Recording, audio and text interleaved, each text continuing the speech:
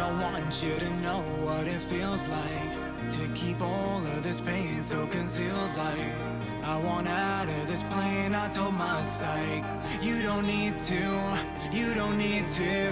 I'm losing patience, living in damnation. I'm dark vibrations, singing incantations. It must sound like I'm mad, I'm never found to be glad. I'm working out of the math, the answer's always been sad, yeah. I'm a zero summation, lost in translation. Here's my resignation, from this life I'm not staying. My whole lifestyle passing fad. You'll remember the times we had, the times we had, yeah. All these pleasures my brain can't have. I want out, so please don't be sad. Give it up, cause I'm getting out. Don't be sad, you could let it out. All the shit I'm forgetting now. My whole life I've been checking out. All I said, you could send it out. Light it up, now I'm headed out. This is the end of my part now. We will be never apart, no. I'm losing patience, living in damnation. I'm dark vibrations, singing incantations. It must sound like I'm mad, I'm never found to be glad. I'm working out of the math, the answer's always been sad, yeah. Don't leave, I need you with me. Don't die, I need you alive. Don't go, don't leave me alone. You said, yeah. My entire life feels like one big mistake, and all these pills inhibit reality. I can't arrive at any reason to wait. Taking one at a time, only taking one night at a time. And I don't care, cause I don't give a take. From this world so superficial and fake, in all your joys I simply cannot relate. Taking one at a time, only taking one night at a time. I say goodbye, it's getting late now. Please don't cry, oh no, I made it out.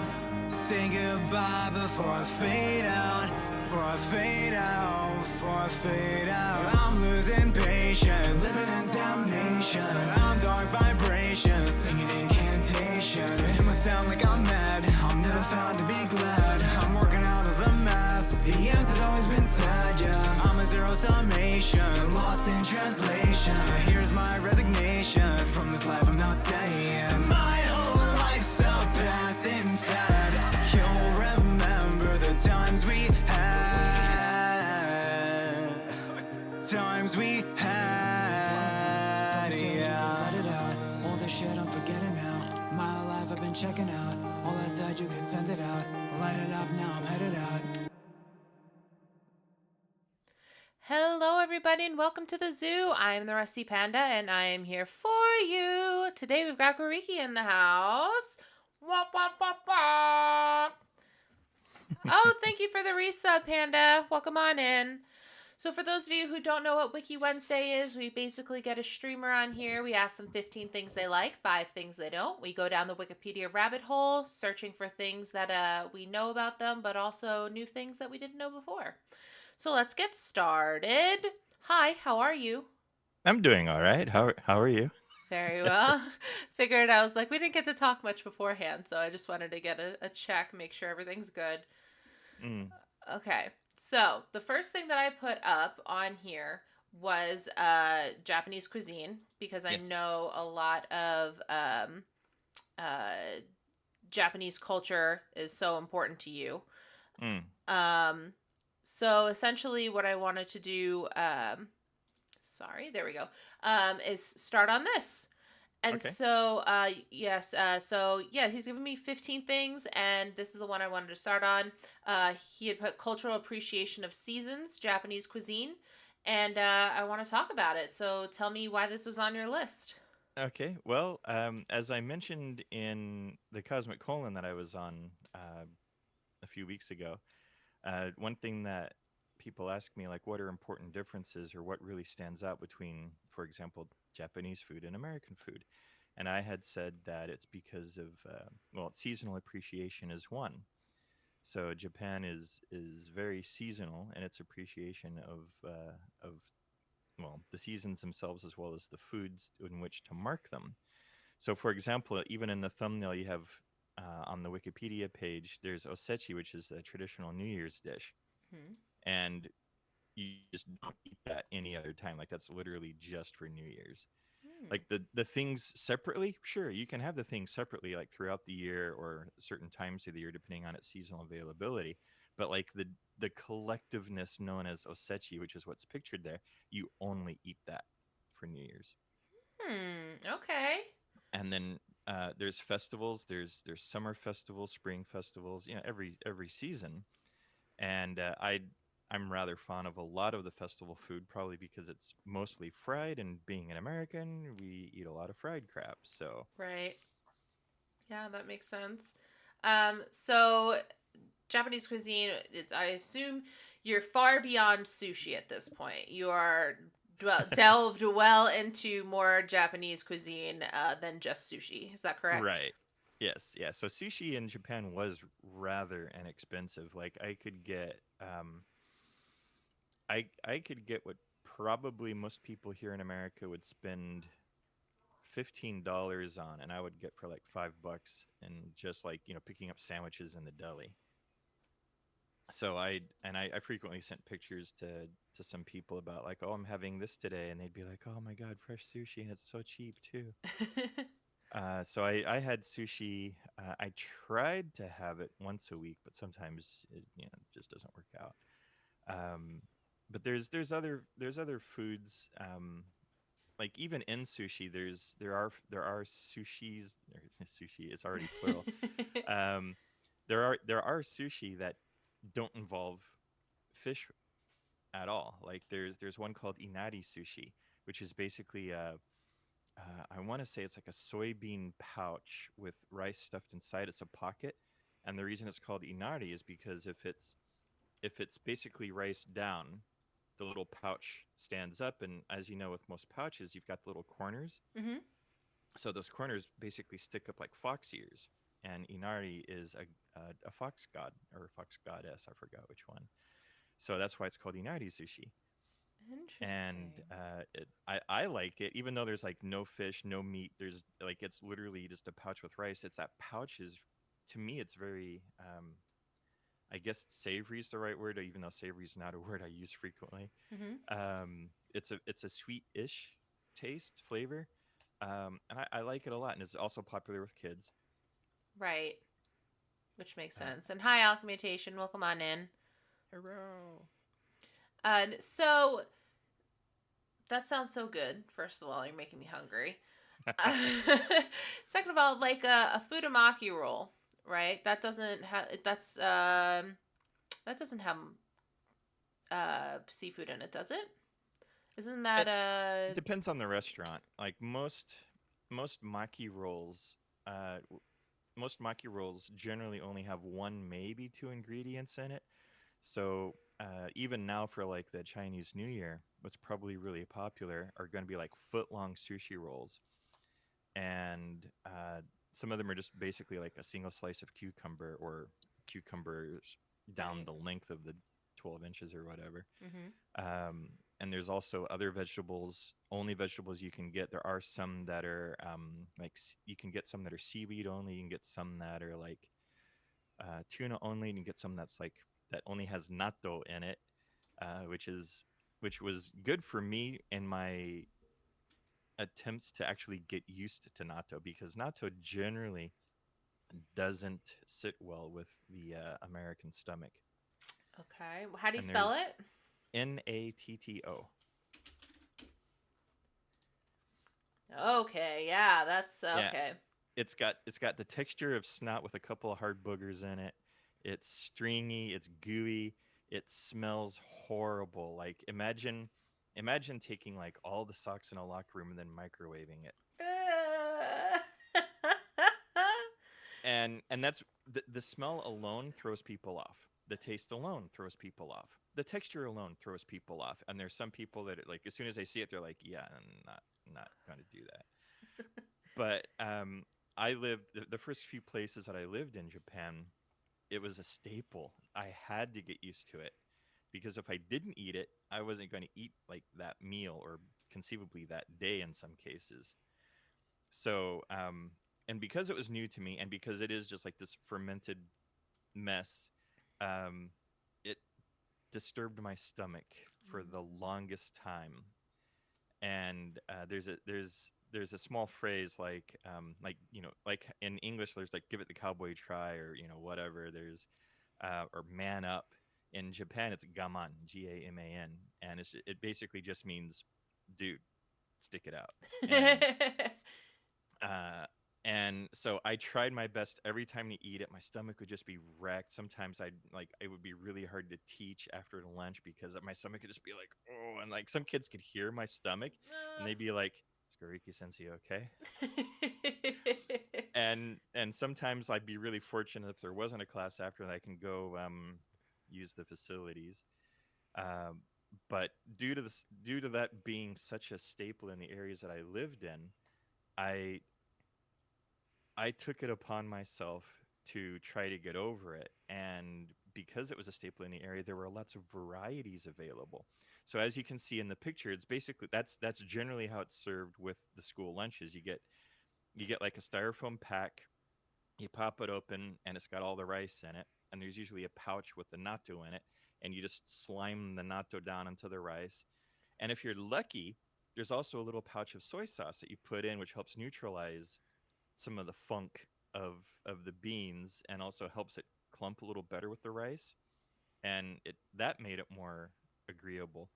Um, but because it was really popular in the areas that I lived in, there were lots of other varieties in it. So there's that long sushi with natto in it. So because it also had the seaweed with it, pretty much any time natto was available with any other kind of food matter, I would try to eat that to get used to it. So I would have inari natto sushi. I would have the long maki rolls with natto in it. I had fried natto something a few times that was kind of tasty, and it took me. I didn't keep a very accurate track of it, but it took me 2 years for my stomach to actually acclimate to natto. So once I moved after my 2 years in Japan, which coincided pretty much with the earthquake and disaster on March 11th. Um, Pretty much by the time that things settled down and we were back in school after the disaster, I could actually stomach natto. Hmm. So I mean, I like it. I would not intentionally go to the store and buy it, though. Like, but if it came up in school lunch, I'd be like, natto, yay. Right. And Oh, and some thanks. it's hilarious because some of the kids are like, natto, and some kids be like, natto, yeah, and Oh then like my they try to gosh. get some from the other kids. And every now and then you get a student that's like, I like natto because it makes me purr.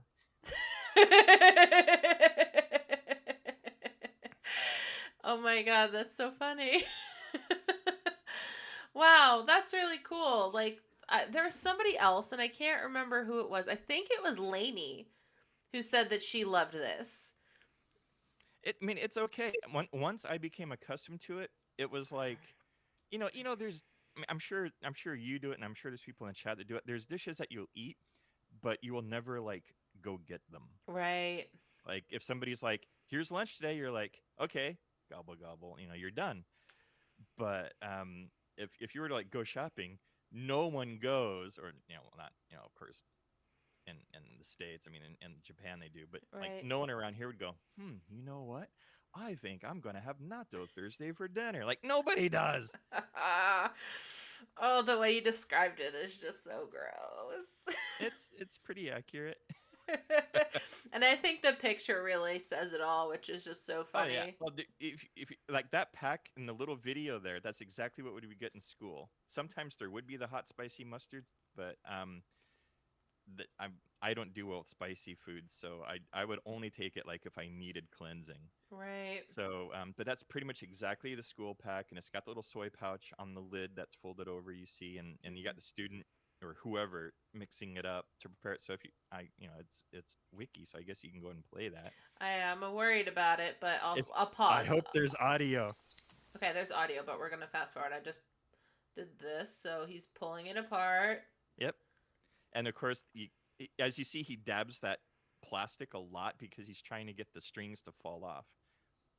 And then yeah, you basically just grab it, you mix it up, and Oh then my God. usually once it's mixed up like that and you get that, that's when you add a little pouch of soy sauce and of course your choice of the mustard. There are people that eat it just like that and they're crazy. Oh my gosh. He's just really stirring. He's just really wants you to see the strings. Yeah.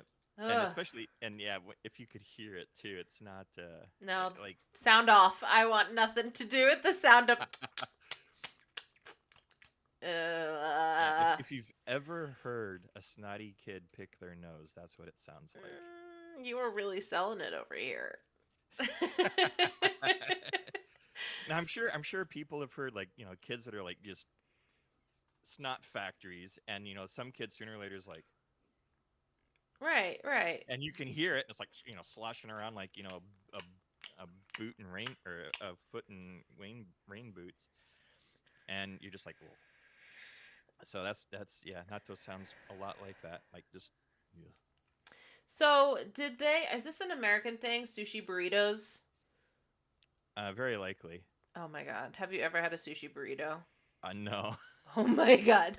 In fact, I have had more unusual sushi since I've come back from Japan. So that in the town that I live in now, I've been to two Japanese restaurants, although they're both owned by Chinese. Mm-hmm.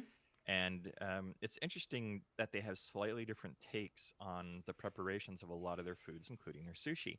And I understand, I get that when you bring foreign food to America, just like you have American food in other countries, you want to tailor it to the local populace. But I also want traditional. So, like there was a Mexican place, an Italian place, and a French place that I ate in Japan, and it was definitely Japanese takes on those cuisines. And they were still respectfully done. They were still nice. But when my Japanese friends and coworkers would ask me about it, I would basically say, well, it's close enough. It's what you're going to get in Japan. And they were kind of like, oh, Disappointed. yeah, like it's not good enough. And they're like, this is the best stuff ever. And I'm just like, well, it's I'm sure for what you can find around here, it's probably like the best of its type around. Right. And similarly here with these two Chinese owned Japanese restaurants, I feel exactly the same way. It's like the moment I go in, like the ambience is wrong, the deco's a little bit wrong. Um, the just the way the menus read, and I'm trying to picture some of these things. I'm like, that's not this kind of roll at all. What the hell is this? Or Right. I'd look at the picture and be like, who the puts this in that? Like, oh my god. And then part of it is of course the fact that it's a Chinese run Japanese restaurant, and part of it's because they're just trying to market to the locals. Right. But I've out of the two places that I've been to since I've come back, and I also ate from one place when I was in Canada briefly. Not n-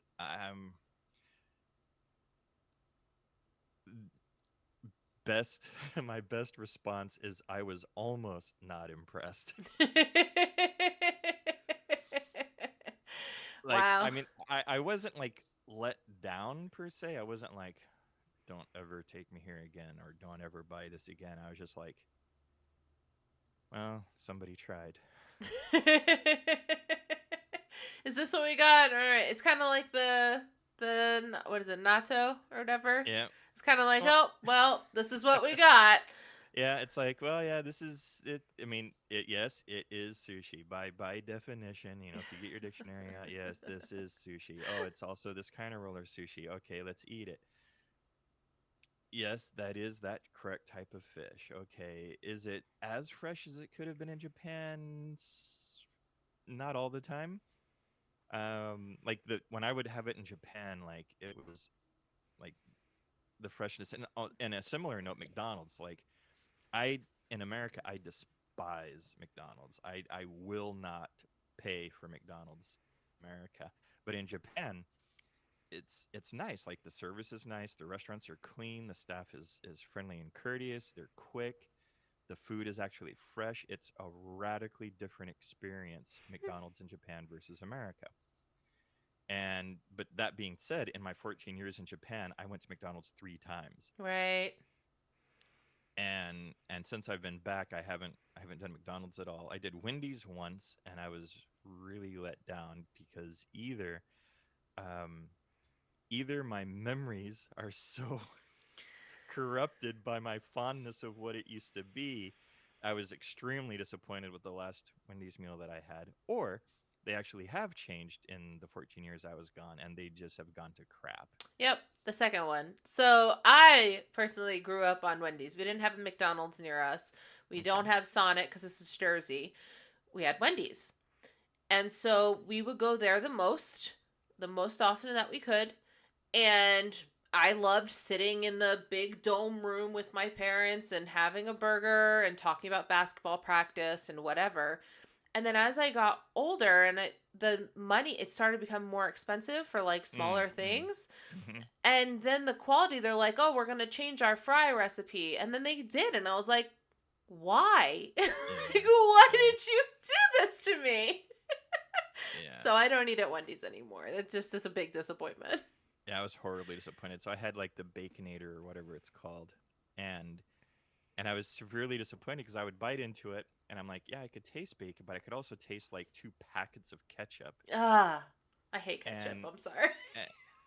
and it's like, all right, I can imagine like putting some on the bun, sure, whatever, but like there was an extraordinary amount of ketchup and mayonnaise on it, and I was just like, oh, this is nasty, because I also have a mild allergy to MSG, and a lot of sauce based flavoring products, even in Japan, well, especially in Japan, Yeah, but yeah. also here in America, are MSG based, and if they're not MSG based, they're high fructose corn syrup based.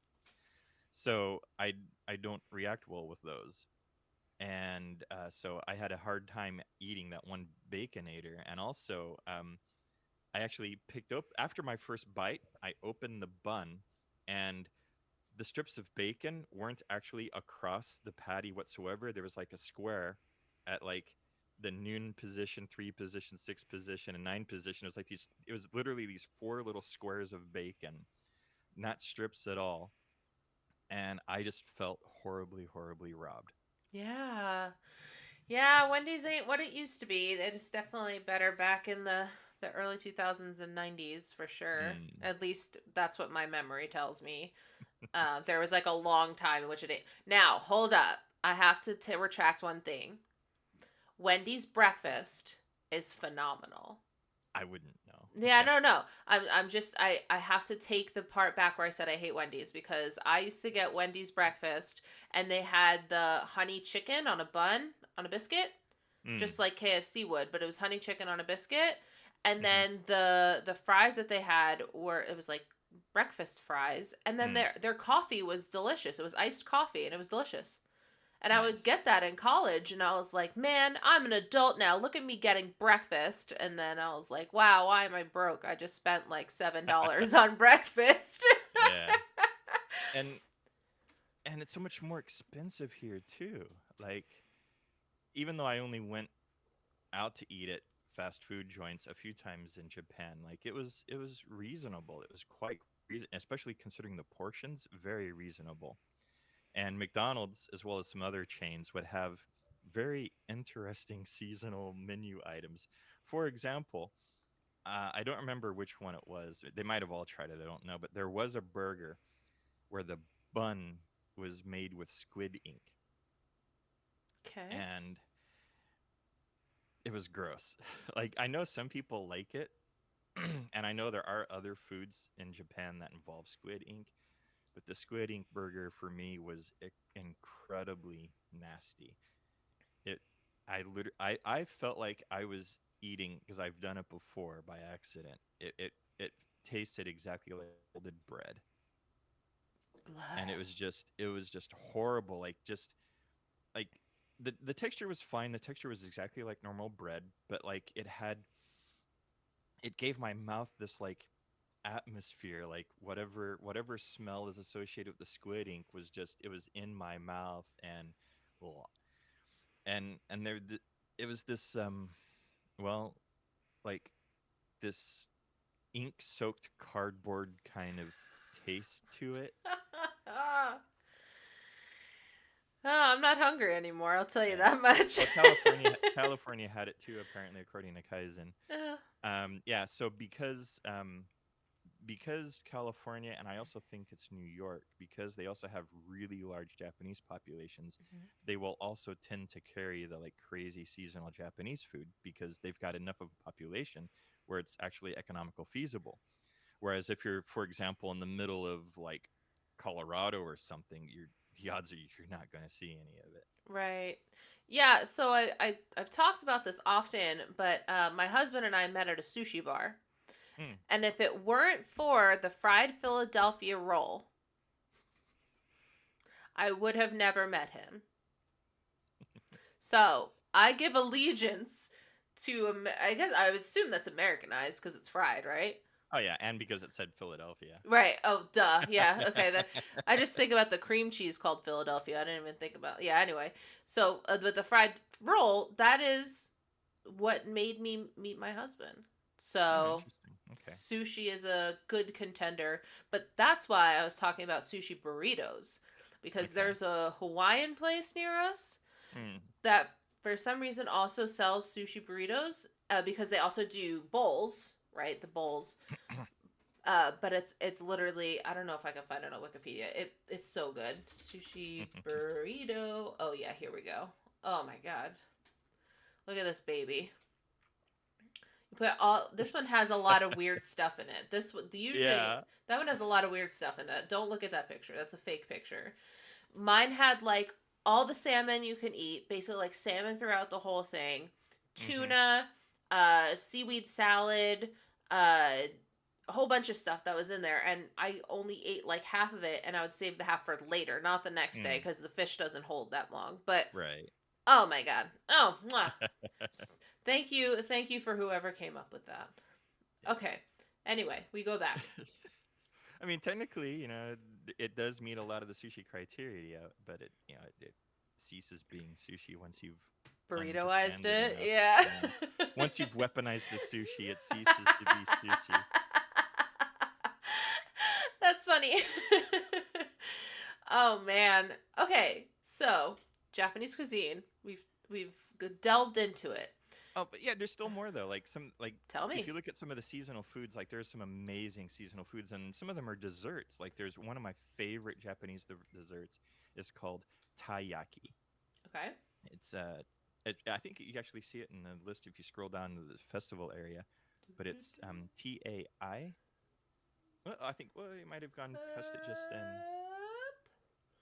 Nah, I can't tell. No. Imported and adapted foods, dishes for special occasions. There you go. I'm not seeing it there. Okay. Anyway, it's called taiyaki. It's TAI because that's the name of a type of fish Okay. in Japan. I don't know what it's called in English. I forgot. I think it's like red snapper or something. I don't know, but it's TAIYAKI, TAIYAKI. Got it. and it's basically yeah, it's a doughy fish. In As you can see in the other picture, you've got halves on a grill. The dough bakes, and then you put whatever filling in you want in it, like custard cream, chocolate cream, strawberries, natto. Put whatever you want in it, and then you smush the two halves together, and then you eat it as you walk around the festival, or if you're visiting an outdoor museum, you could take it on your walk with you. And I love those things. So, okay. Does it like a fluffy pancake? It's very pancake like, yeah. Because it looks like a fluffy pancake slash. I know it wouldn't taste like a biscuit, but it looks like a biscuit. Yeah, just imagine it's like a stuffed waffle, I guess. Waffle. There we go. Yeah, it's like a stuffed waffle, and inside you would have like you would either have like a red bean paste called azuki. Mhm.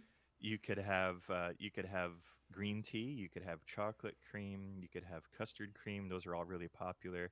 Uh, Vanilla is also sometimes available, depending on the area and the demand and whatnot. But that's an amazing festival food. Then you've got so most of the festival foods, because they are fried. That's Mhm. why that yaki part at the end of it directly refers to like basically a frying a frying or grilled method. So, for example, there's takoyaki, which is also another doughy treat, and that is the translation is horrible. If anybody tells you to look it up or tells you to, if you know about it, just ignore the first response, because taco is octopus, Mm-hmm. and it's the way it's served is you've got a doughy ball just like these fish, but it's just a doughy ball, and inside you've got like a little bit of octopus tentacle, Mm-hmm. and then you've got some other things like maybe a little bit of salad or vegetable, something to help combat the octopus Spell this tentacle. again. Tako, and then yaki again. There he goes, right there, Japanese appetizer. So the direct translation is generally referred to as octopus balls, Yeah. which a lot of people immediately mistake to mean something different. It's typically filled with minced or diced octopus, tempura scraps, pickled ginger, and green onion. The balls are Mhm. brushed with similar to Worcestershire sauce and mayonnaise, and sprinkled with green laver and shavings of bonito. Hmm. Yeah, it's funny though because I've never heard of bonito, and yet I had a teacher in one of the cities that I lived in always say bonito. It's like it's got bonito on it, and I was like, I don't know what the hell bonito is. Why do you say that? Right. It's to me it's just the flaky stuff on top of sushi, especially takoyaki. Yeah, it just looks our tribe medium ray finned predatory fish. Um, family it shares Mackerel with is the tuna. mackerel tuna and Spanish mackerel tribes. Okay, yeah. So basically it's a shaved, dried like mackerel flakes, I guess. And one thing that's really cool about it is it's sliced so thin that your takoyaki or whatever festival food you've got, like okonomiyaki, is fresh and hot because the little bonito will actually kind of wave a little bit in the heat. Oh wow. Yeah, I would eat the shit out of these. They're awesome. Like that's just like the sushi. I would try to eat it about once a week, but sometimes it just wasn't feasible. No, like I love calamari, Mm. and so this is like buns of octopus. Like I just love I, when I get the boats, the sushi boats, right? That have all the sashimi and everything on it. I Oh, will eat I will eat the octopus. someone in chat also has a bunch of questions, and they Oh, said they'd okay. get back to us later. Is your Discord about mostly Japanese stuff? Not my Discord. Not my Discord either. Usually, I would private message people because I was always afraid of like revealing my location. And since I was a teacher in Japan, it was very important that nobody could associate any kind of internet presence with my school presence, which is another reason this came into being. Right. Chocolate on fries was big when I lived there. I would say that I would eat that. Potatoes and chocolate, like it's like dipping a French fry into a frosty. Mm. That's how I Yep. feel. Yep. But yeah, I would eat the shit out of this. This sounds great. You're giving me like mixed emotions here because you're telling me about this really stringy, disgusting stuff, and then you're like, oh yeah, but here's some really good fried balls. And I'll be like, all right, I want to eat the fried balls, not the Oh, sticky, there's slimy other stuff. good fried ones too. There's okonomiyaki, um, Oka. OKO. There you There go. we go. Okonomiyaki, Japanese savory pancake. Ooh.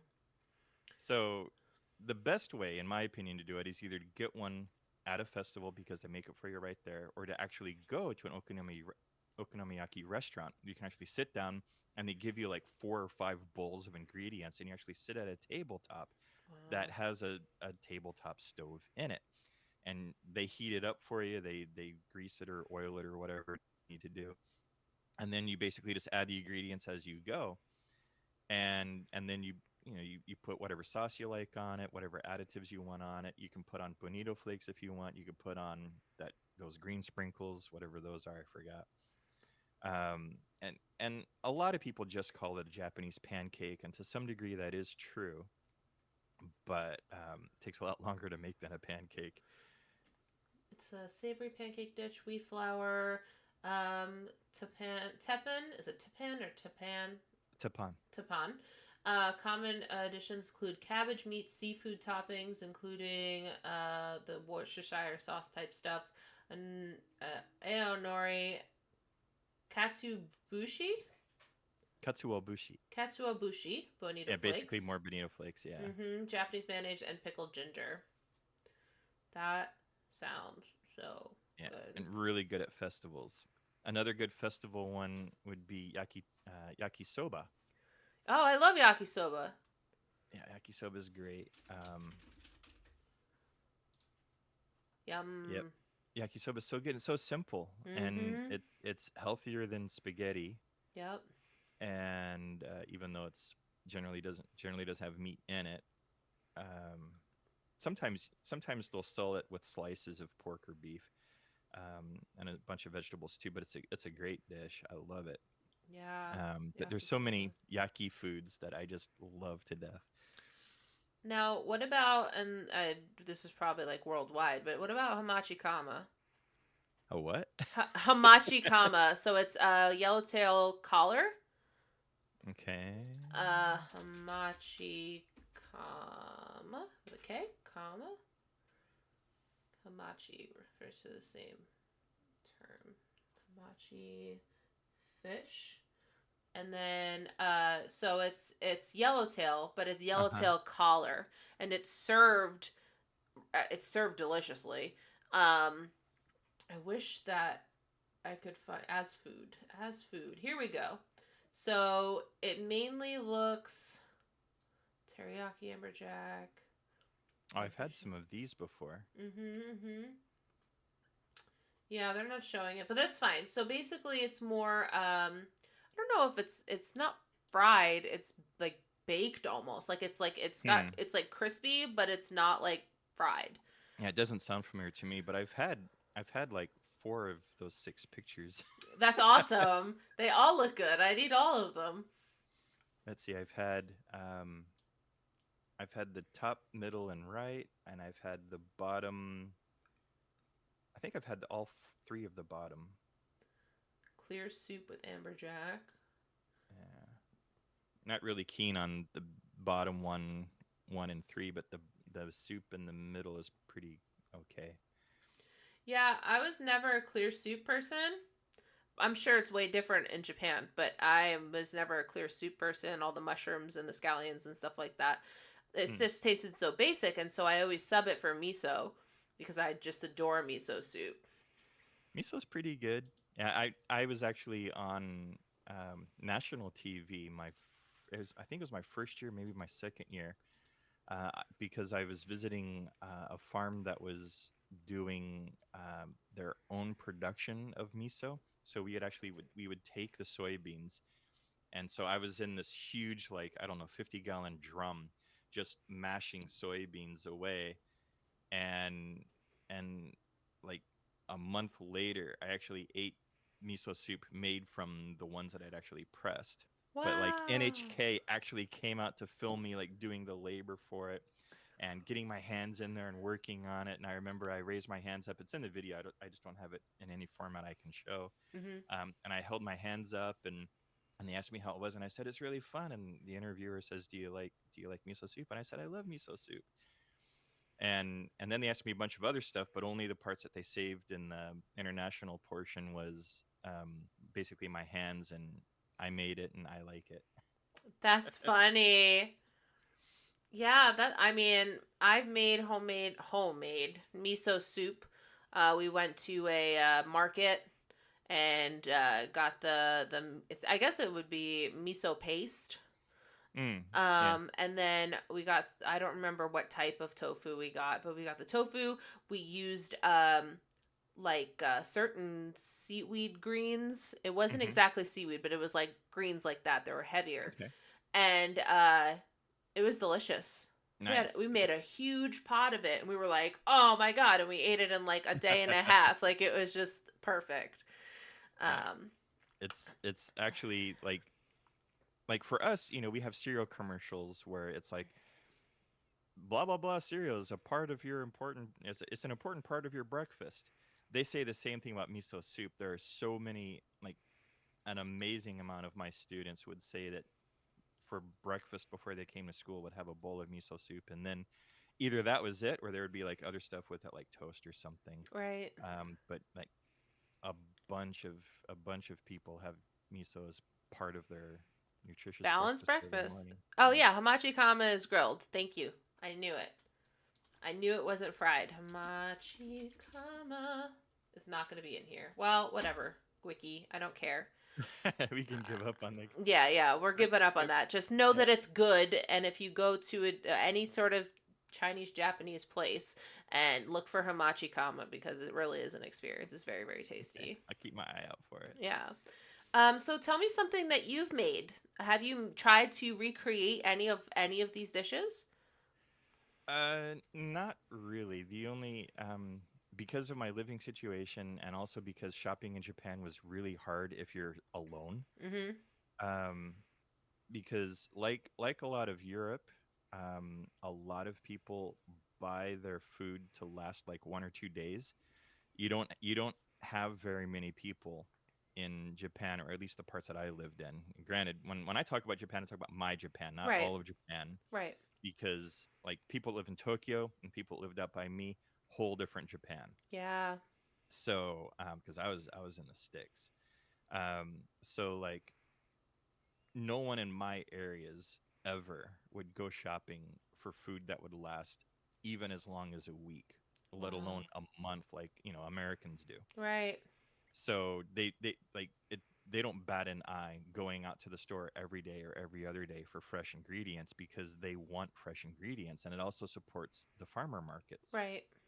So and one thing that Japan imbued in me in my time there is an appreciation of like the works that the farmers do. I've really gained a huge appreciation for farmers. Um, and but the downside of course though is being someone who lives alone and wasn't really raised to cook. Like there's I can count on one hand the things that I can actually cook. Um, it was Eating in Japan was very expensive for me because I could not buy the ingredients I needed to like have food going on on a regular basis, or always going out to the store and using that much extra gas, because gas in Japan is roughly Mm. 4 times the price as it is here in Wow. America. Yeah. So like what we pay for a gallon here, I was paying per liter in Japan, and there's 4 liters to a gallon. Right. So I could like it would be a luxury to go out every day. It was bad enough I had to drive to and from school every day, let alone like take a side trip to the shops. So I most of my food, of course, was either microwaved, or like one day deli or whatever, or simple heat ups, things like that. Yeah. So the only thing that I really learned or adapted to cook was just basic fried rice. So I would start my rice cooker on like 3 cups of rice, because it only held 3 cups, and then like while that's cooking, I would uh, I would start cooking my vegetables. I would buy like 1 or 2 bags of mixed vegetables. I had a pack of ham, and by pack of ham I don't mean like an Oscar Mayer pack, like like this thick. I'm Right. talking like little packs with like 6 slices of ham in each one, Right. because again, Japan, and going to the store daily, because they don't want to sit on like a whole month of a whole Right. family value of ham every day. So, and I would while the rice is cooking, I would heat up the pan. I would heat up the frozen vegetables in the pan, dice up the ham, throw that in there, cook up some eggs, throw those in there, chop them up. And by the time all that's blended, the rice is ready. Start scooping the rice in that, make that the fried rice together. Bam. I really like my fried rice. That's great. What kind of sauce do you use? Like just I didn't really use any sauce. okay. I used canola oil to grease the pan, and other than that, it was like the ham juices and the egg juices would help like grease the pan and keep it so it wouldn't burn. And just like that, like it would just be like, to me it was a very very clean fried rice, because it was Yeah. literally just the ingredients. I really like it. Wow. Yeah, that's amazing. And Alchemy Station said it right. Y'all are making me hungry. Well, when people ask me about things I like, especially with a list as long as 15, it's going to involve food. Yeah, for sure. Um, okay. So we're gonna put this aside. If we need to talk about it later, we will. Why Japanese food? Yeah, I know. It's a hard path. Dude, yeah, Um, there's so much food we could talk about, like yukimi daifuku. Oh, if you want your eyes to roll in the back of your head, that's the stuff you want to eat. all right, go ahead. What is it called? It's yukimi daifuku. There you go, right there. It's like, yeah, there you go. That yukimi daifuku. Boop, boop, boop. Come on. Oh, that's cute. They're like little mochis. Yep.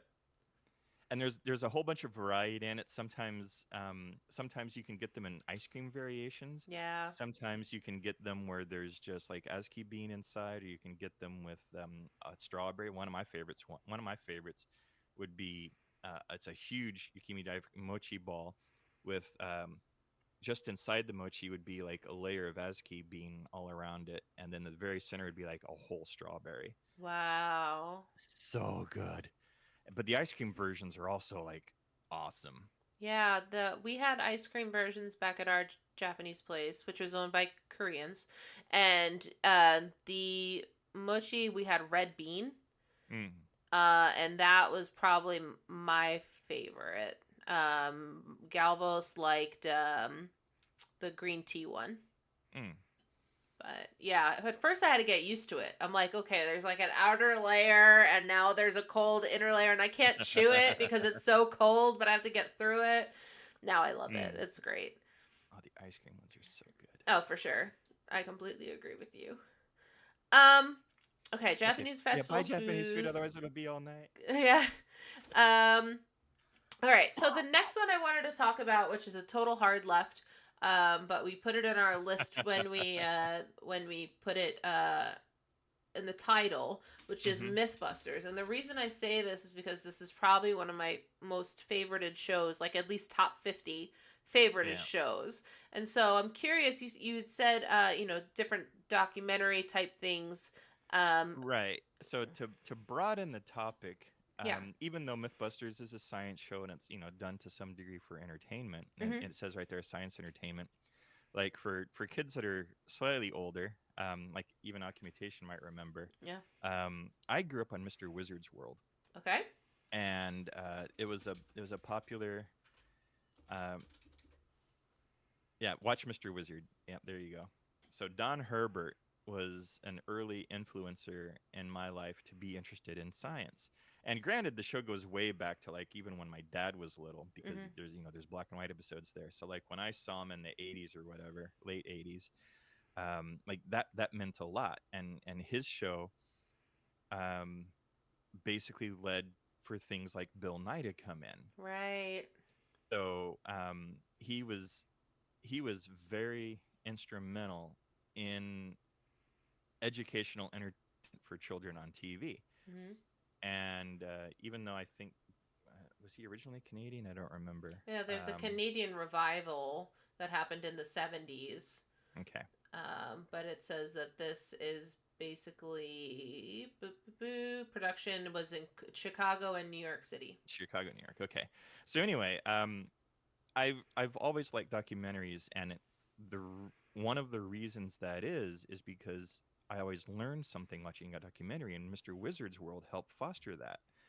So because I could watch something on TV and it wasn't just for fun, like I could actually learn things like, oh, if I do this kind of thing that Mr. Wizard did, like I can actually be performing science, or I can actually like make things happen instead of Right. just like playing with crap.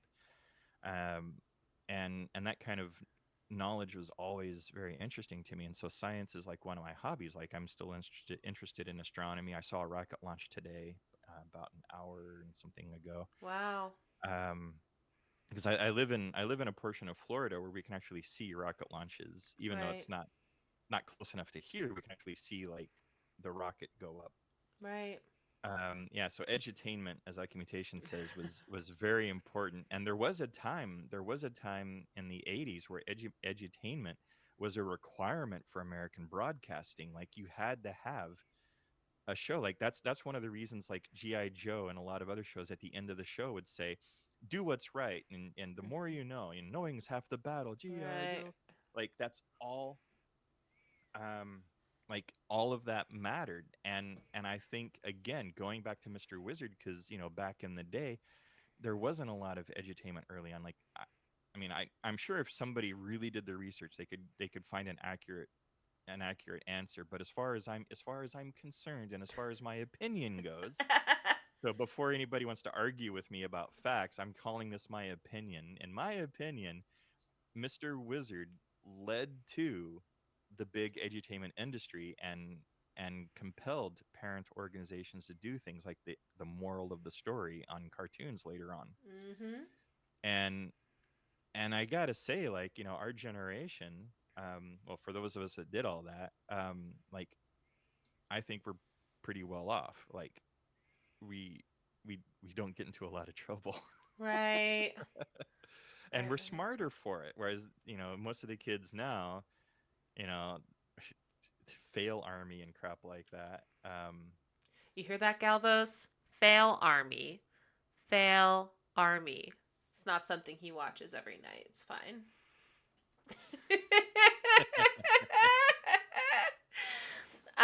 But yes, I agree. And, they watch less television as they do TikTok or Instagram. And so you're Mm-hmm. not getting that educational Mm, stuff. You're getting what America's putting out, not what professionals are putting out. mm. So so Mr. Wizard, in my opinion, led the educational revolution for TV and led to things like Bill Nye. And like when I was little, I don't remember how old I was exactly, but I remember the original like Carl Sagan's Cosmos, and Mhm. like even that, like even though a lot of the terminology in the original Cosmos was like really deep, like Sagan still presented it. So it's the 1980, the personal voyage one. Thank you. He still used sim- simpler terms that most adults would use. So like it was still viewable, it was still enjoyable by little me. And even as I rewatched it over years because PBS would rerun it, was phenomenal. Like Cosmos was huge, and of course Carl Sagan was like the mentor to Neil deGrasse Tyson, who ended up hosting the second Cosmos. Right. And um, again, it's educational TV written in a way to be accessible to the audience and not like a brief history of time on audio cassette. Like it was really written for people to grasp, and that's very important when doing a documentary. You want people that are not in your niche to get it. Right. Right. And that's one reason that I really appreciate documentaries, because a good documentary talks to you, talks to everyone, and a bad documentary is just a soapbox. Right. Yeah, I agree with that. Yeah, yeah, yeah. Hi, Sai. Welcome on in. And add in Brian Cox and Michio Kaku. Yeah, Michio Kaku. Yeah, he's a Japanese. I think he's an astrophysicist. Brilliant guy. And you're a happy panda. Well, I'm And a Brian happy Cox. panda that you're a happy panda, panda. Yeah. But yeah, I just love like I mean, and I love a lot of different documentaries. They don't have to be science based. Although, again, because my interest is in science, I do prefer them to be. Which is also one of the reasons I like MythBusters, because I like behind the scenes information of movies and TV shows, and um, both Adam Savage and Jamie Heineman of MythBusters worked for over 10 years in the TV and film industry before even being the MythBusters. Mm-hmm. And like Adam worked on most of the Star Wars movies, and even one of their apprentices who later became partner, Grant Imahara, who later died of an aneurysm. No, I didn't know uh, that. he helped like revitalize like bot making and things like that. Mm-hmm. And and again, the whole series is just it's all about doing smart things, figuring things out using the scientific method, and trying to be as safe as possible at the same time. And you know, because they do experiments, of course, they're always saying don't try this at home, and or don't do this at all. Right.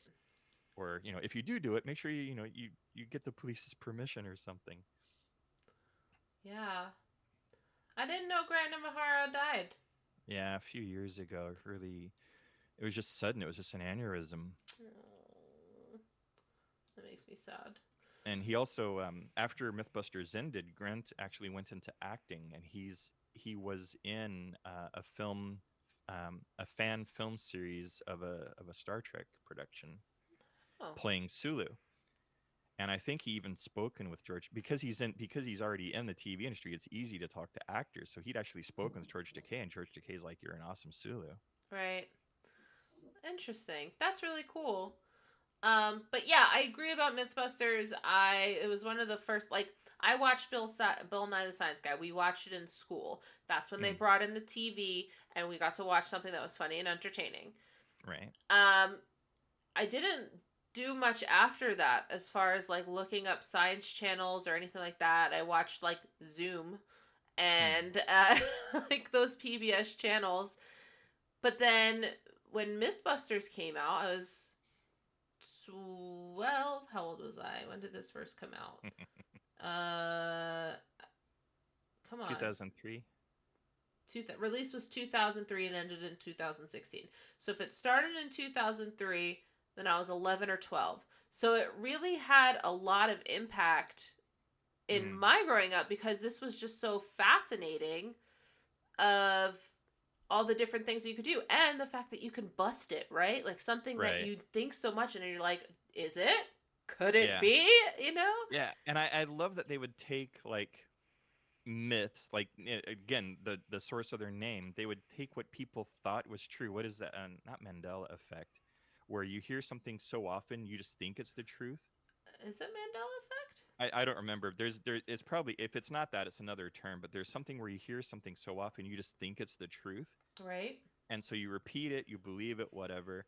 But these guys would actually test it. They would test those myths, and they would be like, "All right, we did it. It obviously doesn't work," or "Oh, this is plausible," or "Wow, how do you know? What do you know? It actually does work." And then they would always kick it up a notch and be like, "All right, well, it doesn't work. How can we make it work?" And Right. again, that's where some of the science comes in, and it's awesome. There's the bit about Jesse Coombs, unfortunately. Oh yeah, because Jesse comes turns into what's her face, She Tori, filled in for Carrie while she was pregnant or right? something. And then she ended up getting a full timer, right? Full timer until she passed. Yeah. Oh, okay. I didn't realize that she had passed away. Man, I really missed out on like what I just watched the show. I didn't know the behind the Yeah. scenes. Well, I missed a few of the years being in Japan. So when I came back and I saw MythBusters on TV, I turned it on and there were two different hosts. Like it wasn't Adam and Jamie, and I knew that like they had ended the show because I remember while I was in Japan, I was like I'd seen articles like, oh, the final seasons of MythBusters, and I was just really sad. So when I saw MythBusters on the TV guide, I put it on. I'm like, yeah, I want to watch some MythBusters, and these two different dudes hosting, and I'm like, wait, what? Right. So they apparently two other hosts had taken over for like another couple of years, and now I think it's over now. I'm not sure. Yeah, probably. Revivals and spin-offs. That yeah, the White Rabbit Project. I remember watching that on Netflix. That was really cool. And Adam hosts segments on Tested on YouTube, and also I think the Tested website now.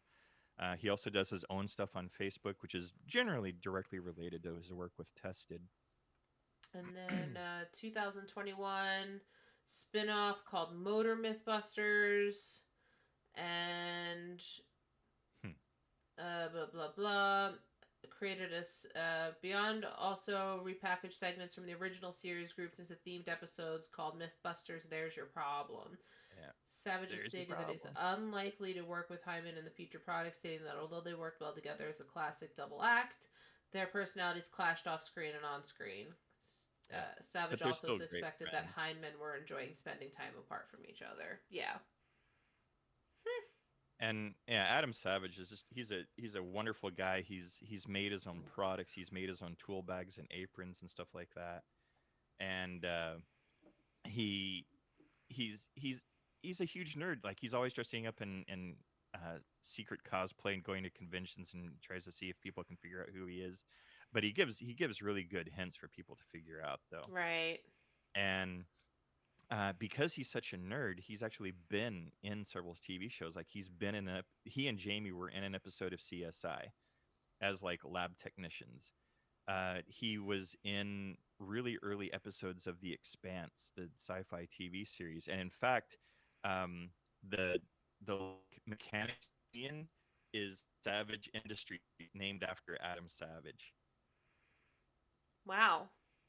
So, in The Expanse. So, Right. Tammy makes things had her question read out loud by Adam on Tested. nice. Was always fun to try to figure out who he was at South something Comic Con. It's not South Dakota. San Diego. Oh, okay. San Diego Comic Con. He's almost always there. Okay. Oh boy. I'm sorry. That was funny though. I was like SD, and I was like, it's not San Francisco, so I don't know what it could be. Yeah. Um, Go ahead. Oh yeah, but just going back, like there's a lot of documentaries, and I admire the educational ones because I like to learn things that aren't just like trivia tidbits. I like to know like knowledge things. So like things like Mr. Wizard, MythBusters, Bill Nye, like all the and Cosmos, like all those documentaries are really helpful for like learning things, like actual tangible things. But there's other documentaries that I enjoyed also, like in my own channel with my reading group, the Codex. We actually ran a documentary on stream with permission of the producer director, and in fact, we interviewed him after the documentary. The documentary unfortunately doesn't show up on Wiki, but his name does.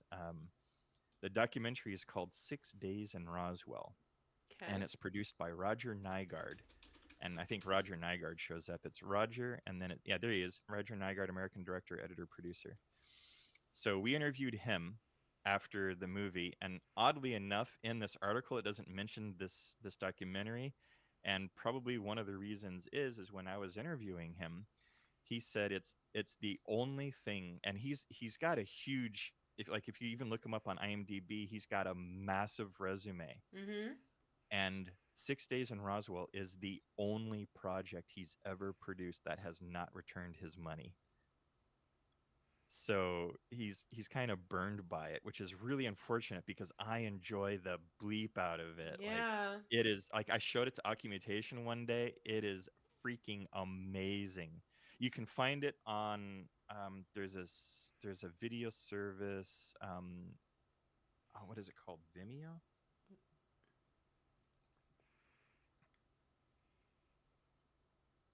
That looks right. Yeah, if you know Vimeo, Vimeo, that's a place where a lot of filmmakers can make their own productions and produce them, kind of like I don't know, kind of like LinkedIn or something like that, where professionals can like get their works out there and noticed by other people. Oh. And like actor friend of ours, David Ayer on the air. I don't know if any of you guys know him. He was in a World War II era movie playing a Jewish man escaping the German police in a very short movie. It's like I don't know 9 minutes long, and it's on Vimeo too. Unfortunately, we don't have permission to show it on stream right now. But I found 6 Days. Originally, I found it in the video store. But when I was searching for it recently, not recently, but when I was searching it for the codex. So in the codex, we primarily do readings of books, public domain books, but we also have um, a movie club where we try to get the rights to show a movie. And so I had three movies that I really wanted to show, and I'd written like the production companies and whatever email address I have for those three movies. I'm like, I really want to show you these. I really want to show my audiences these people, these movies. Can I get your permissions? And I sent all these emails out. I sent like it was like 8 emails to try to get permission for 3 different movies. and the only one that gave me any response was Mr. Nygaard here. And he did, and I said, well, unfortunately, it's going to be really soon. Is it going to be okay? Because uh, other people forced a deadline on me. It's going to be in like 2 months. And he's like, no, that's cool. And he's like, go ahead and show the movie. And then later on, I asked him, I was like, is there any way we can like interview you after? Because I've got a page of questions. And he's like, well, let me check my schedule and I'll get back to you. And he emailed me like the next day, and he's like, okay, whatever timestamp my email says, I'm available at that time for like 40 minutes. And I said, okay, great, great, great. So we booked them. We publicized the documentary, and I was thrilled. I was just so excited, so jazzed for like days on end, because an actual Hollywood producer director Yeah. not only returned my email, but gave me permission and is willing to do an interview. I was just exploding. Oh my gosh. And so we set it up. We showed the movie. Unfortunately, we had really crappy numbers. Mm. And then we showed the documentary. Chat, the people that did come though, I'm still grateful for it, because chat was busy, but it's still a really poor showing. I think we had I have it saved somewhere, but just for the sake of argument, let's say I had at any one given moment, I only had 6 people watching. Mm. Um, but yeah, depressing numbers. But it was so great to talk with him and chat with him. And I told him a little bit about my appreciation of documentaries, and he said, well, of course, to get it to be sold to studios, he had to like ham up certain scenes, go to the, um, alter things a little bit out of reality, so that people would be willing, or the people that give him money would be more willing to give him money because of the entertainment value, which is where a lot of reality shows cross the line. And I love the movie so much. I showed it to Occupation just a few weeks ago, and I think he peed himself. Oh man.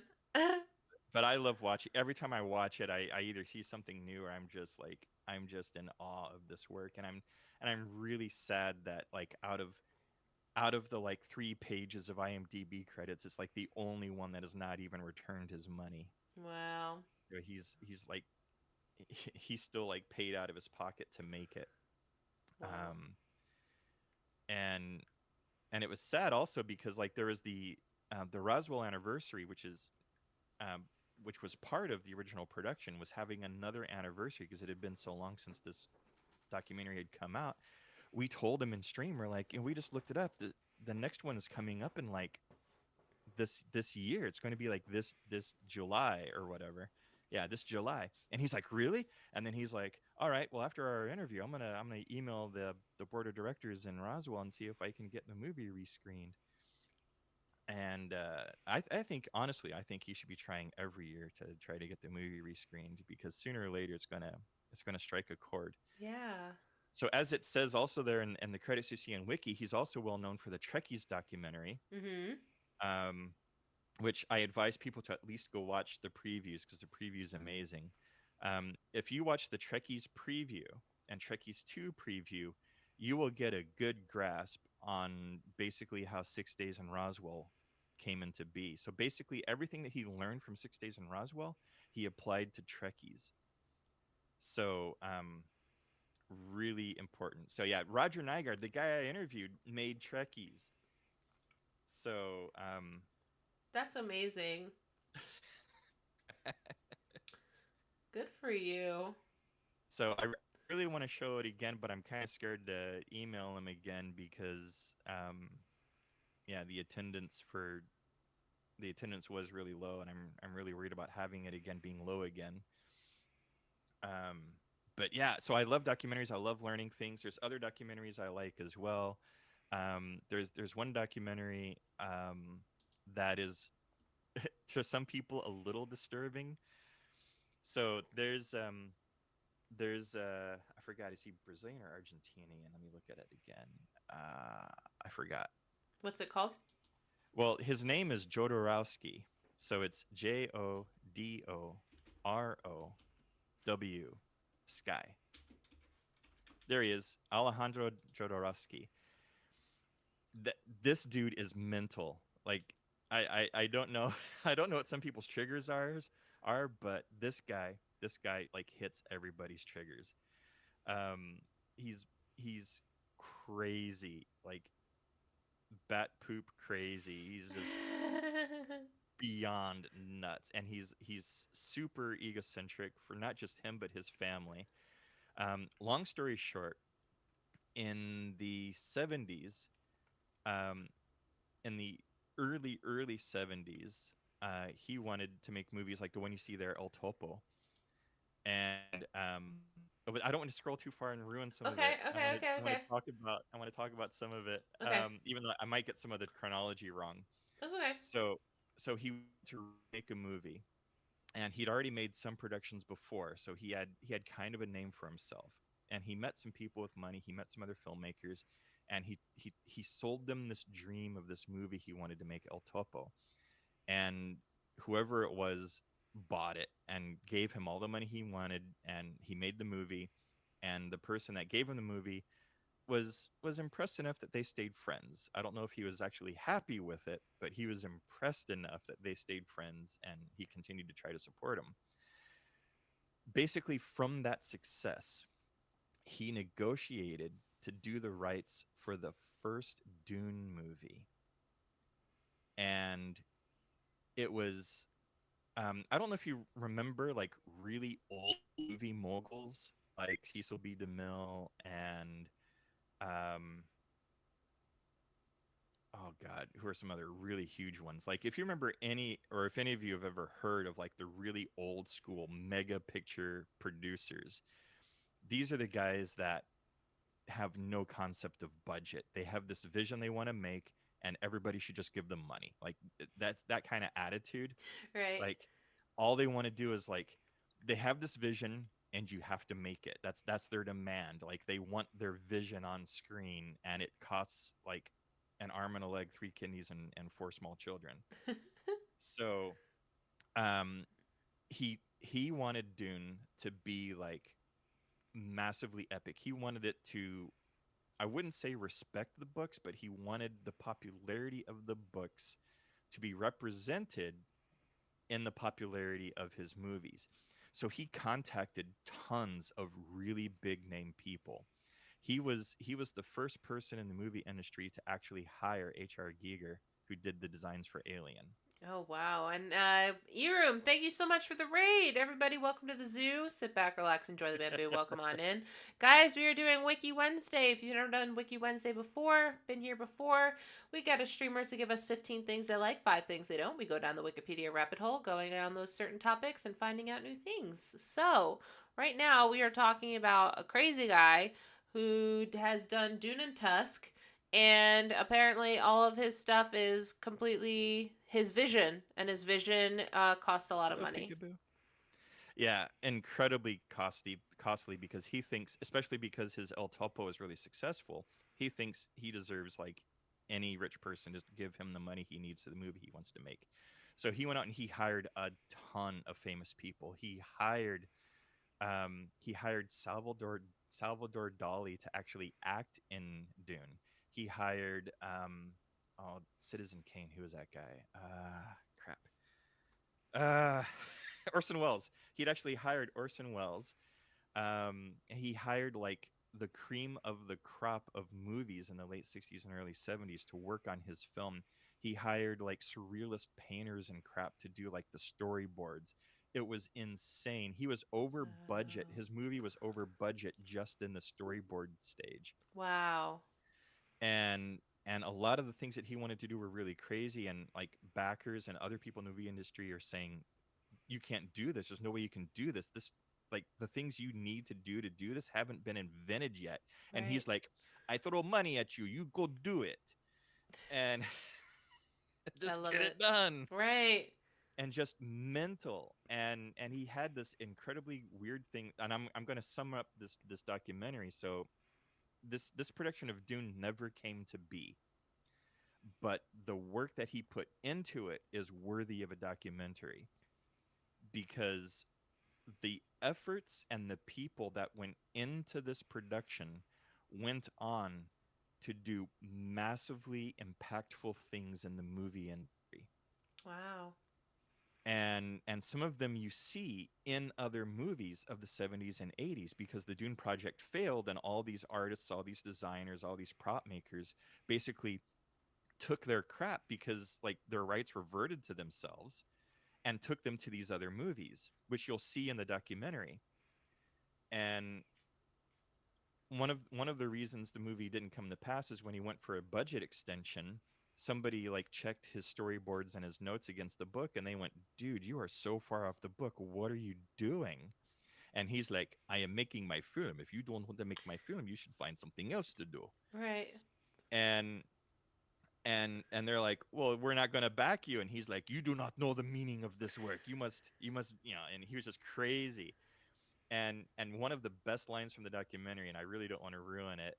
Um, yeah, I don't want to ruin it, but there's this one line that he says that, for lack of a better term, haunts me to Oh this day. no. Ah, can I? Is it okay if I say it? Is it going to ruin anybody? Chat. Is it what's it? It's going to include one f bomb. Oh, that's fine. F bombs are fine here. Okay. Okay, I might screw it. It's not going to be the exact quote. This is just how it's ingrained in my mind. To make a film, you must tear apart the film. You must make love to the film. You must fuck the film.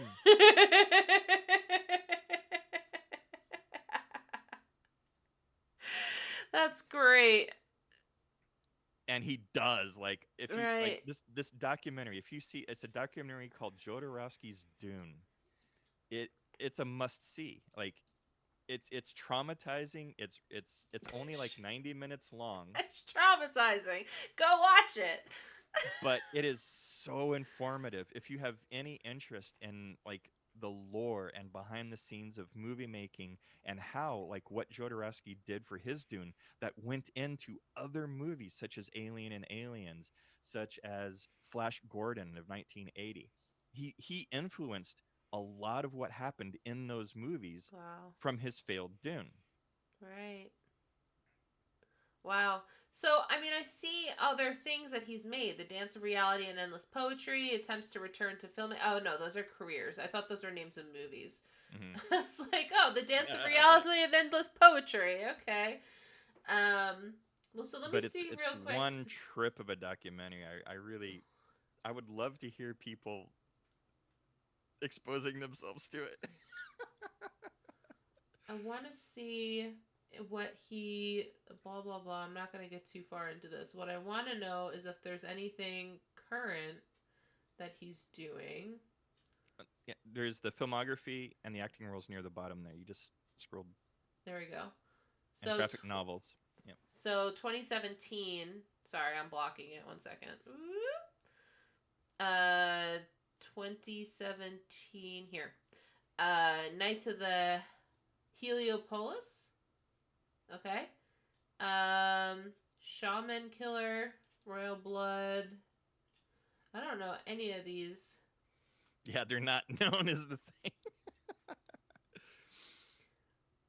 Wow. The Yeah, Magical Twins. Maybe I'd watch that one. I don't know. That sounds fun. but again, the things that he's known for are shown in the documentary of Jodorowsky's Dune. Got So, it. like, if you've ever been exposed to any of his stuff, and actually, one thing that I saw watching the documentary, there's some comics that he worked on called Meta Barons, and there was another comic at the same time as Meta Barons and something else. Back in the day, I'd actually bought those comics because the comic shop keeper said, "Oh, I really recommend this guy. He's like super trippy, and this is supposed to be like, avant-garde comics. You should really check it out." So and because it was a really small series, I'm like, "All right, sure, I'll check out Meta Barons." And I thought, like, I definitely thought drugs were involved. Every now and then I'd go, "Oh, that's a really interesting concept," or "Oh, that's a really strange take on this or that." But other times I was like, "There's like zero science in that. Where the Where did you get that from? Oh man. Wow, this guy sounds cool though. super trippy?" Yeah. But please, if you want if you want a mind fuck of a documentary, watch Jodorowsky's Dune. Dune and Tusk. Oh man. All right. Cool beans. So we're talking about movies. We're talking about comics. We're talking about all that. So tell me here. We're talking about old TV shows. You gave me a Uh few. huh. Yes. Um, so let's hear about The Land of the Lost, since that's the first one you put on the list. Okay. Well, being a child of the late 70s, I guess, or at least one watching TV, I was subjected to a lot of productions of Sid and Marty Krofft. Pause real quick. Is it Where's Wally TV series, The Land of the Lost, or is that something completely different? That's something different. Why isn't it in here? Look up Sid and Marty Krofft. Sid with an S or a C? S. Got it. Oh, okay. Here we are. Yeah. So basically, the shortest, fastest explanation of Sid and Marty Krofft is just imagine if Walt Disney was always on acid. Okay. And he's not? He wasn't? No, that's okay, so it's with puppets. Yes, they did a lot of work with puppets and people in full size costumes, and um, they did a lot of stage productions and TV shows and variety programs. As you see there, the list of HR Puff and Stuff, Land of the Lost, Sigmund and the Sea Monsters, and some of these have had relatively recent remakes, or at least remakes in the '90s. And yeah, there's a lot of debate on the history of the meaning of HR Puff and Stuff. Back in the day, um, they were caught off and on saying, yes, it's a drug reference. No, it's not a drug reference. Years later, they were caught still saying the same thing. A couple of years later, when there was when like the Dare program was really big, they were like, oh, it's totally not a drug reference. It's totally not a drug reference. Right. But then like 10 years ago, they're like, oh yeah, we were puffing stuff. That's funny. In 2004 and 2007, HR Puff and Stuff was ranked 22 and 27 respectively on TV Guide's top cult shows ever. Mm-hmm. Yeah, it's very culty. So one of the nice things that would appeal to today's TV audience that wasn't really a thing until Sid and Marty Krofft was their variety program would typically show like 7-minute clips of different series that they ran. So you would see like the world of Sid and Marty Krofft, and it would be like 7 minutes of the Banana Splits, 7 minutes of Land and the Lost, 7 minutes of Sigmund and the Sea Monsters, 7 minutes of the Bugaboos. It would be all these like partial episodes, which was a great way to pad out your TV season for the year, Yeah. because then you only have to film like 10 episodes, and you've got your whole year long programming because you're only showing 7 minutes at a time. Wow. Yeah, and that's true. Eroom. Yeah, they only had like three good costumes and then basically a bunch of bodysuits. Um, so the Land of the Lost is out of all of the Sid and Marty Krofft productions, that is the closest one to my heart. I really enjoyed that one. It really spoke to me. It was science fiction based, and actually Walter Koenig, who played Chekhov in the original Star Trek episode, created a character for this series and also wrote like one or two episodes. And they had another appreciation of the series is they had a writer's Bible for it. It was extremely rare for this era of TV to have writer's Bibles for a kids show. For a TV series like, Dragnet, Star Trek, whatever, absolutely.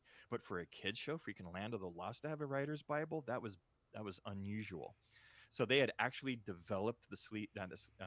They had developed the Pagu language, or whatever the like little caveman dudes were called in the second season. Mm-hmm. They actually developed that language, and the kids actually had to learn their lines because they weren't speaking just gibberish. They actually had a vocabulary Wow. worked up. They actually had set design, and like they had pictures of like how the pedestals were laid out and where what color crystals were where, so that way they would have continuity from episode to episode. which was again for a kids show unheard of. Like the production was top tier. It was Yeah. amazing. Wow. Yeah, I was looking into this too. They said remade the series in '91, then adapted into a film in 2009. Yeah, unfortunately, that 2009 movie is not very good. It's entertaining, sure, it's fun because it's got Will Ferrell, but it's a real stab in the heart for people that really grew up on the film. And Right. the real shame to that is Will Ferrell is known to be a big Land of the Lost series fan. So, and he's so much so, like, okay, the main characters of the first season are the dad, whose name is Marshall, and then his son Will, and his daughter Holly. So it's Marshall, Will, and Holly. And there was an episode, I think it's an Adam Sandler movie, where Will Ferrell comes on in a small cameo role. He only has like a few minutes of screen time, and his character, he insisted he would only take that cameo role if his character was changed from sheriff to Marshall because he wanted his name to be Marshall Will and Holly in order to honor the Land of the Lost characters. Okay. Interesting. Oh, the movie was crappy. Yeah, I mean it was entertaining. It had funny moments in it, but it just really pooped on the series. Yeah. Usually movies do. Unfortunately, if there's a series or a book that it's being derived from, it's really Mm. hard to get perfect. There's only a few times, and I Uh, mean a few times. I'm like bulking this, mm, where the movie was actually better than the book. yeah, there's a part that you scrolled by a few times that I wanted you to go back to. It's Sure, like sure. right. I think it's at the bottom of plot, maybe. Okay, right here. No, maybe more up. Okay, it's above plot then. There is a part where famous writers had written for the show. There it is. A number of well respected writers in the science fiction field contributed to scripts. And, like, those are big names. Yeah. Wow.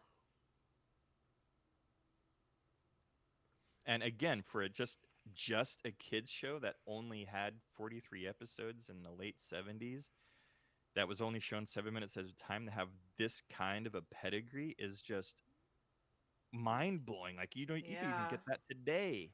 No. Although maybe the 7-minute clips would be actually working in today's favor. Right? That's why I said early on, like they should just revisit the format now to appease the TikTok crowd. Is just show the series 7 minutes at a time again. It'd be perfect. First, you're learning how to make a fine cake, and then you can go ahead and watch Piece of the Land of the Lost. Just Yep. 7-minute increments. Yep. Um, Old people unite. Oh God. um, and then you would also put Jason of Star Command. Yep, that's another 70s morning show that influenced me. Um, it was done, I think, by the Filmation people, Mm-hmm. who are also known, yeah, who are also responsible for like the Star Trek Filmation cartoon that only lasted a little bit.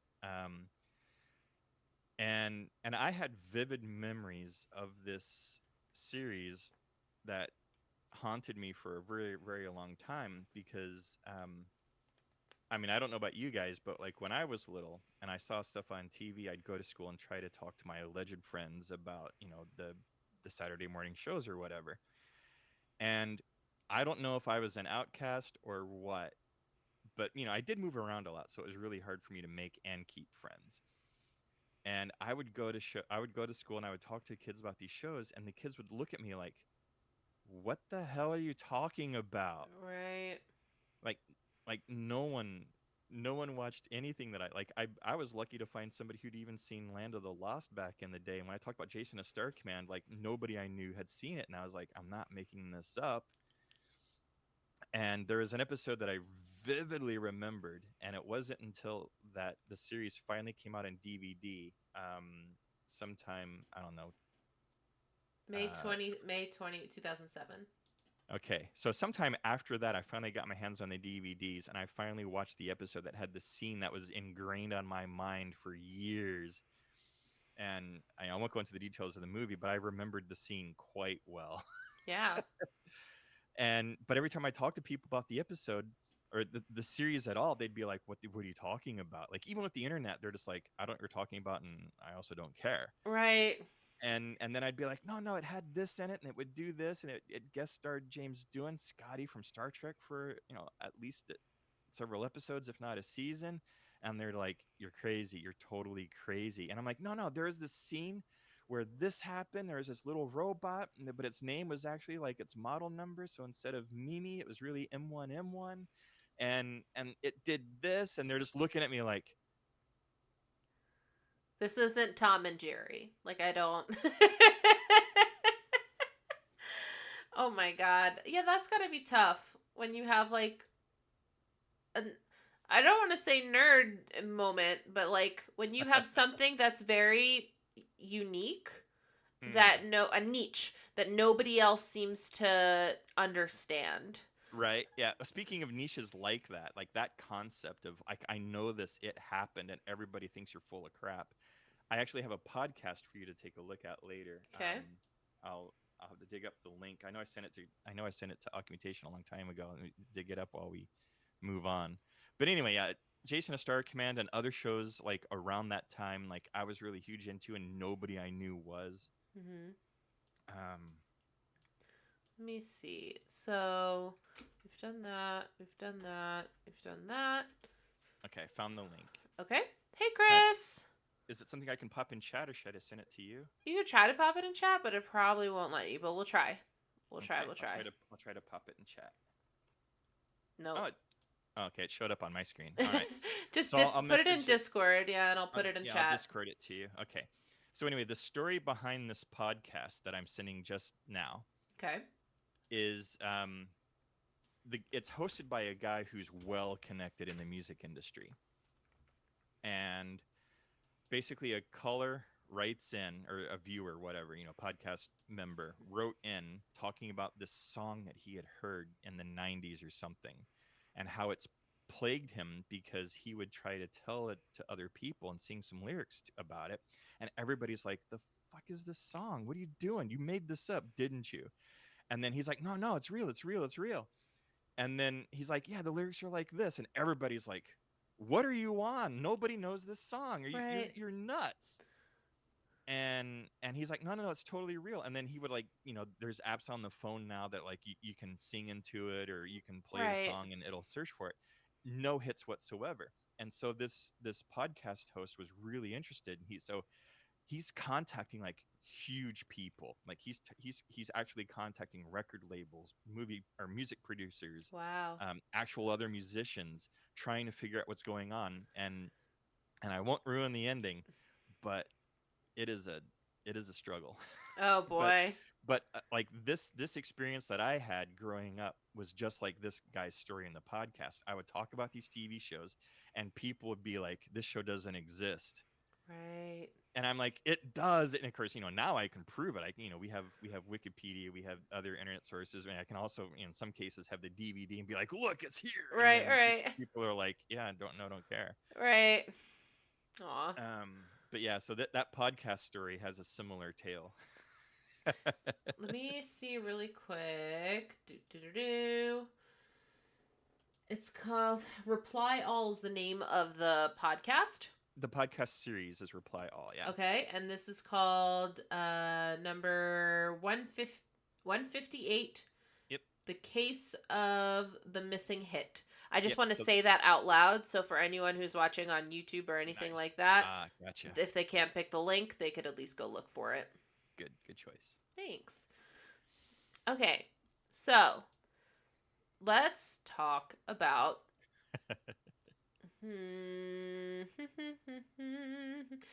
Let's talk about the post-it note. Oh, okay. So I like, okay, a little bit going back to the science Mm-hmm. bit, just slightly. I love it when something gets accidentally invented. So the way I remember the story, and of course I'm going to try not to glance at your screen of the Wikipedia. Okay.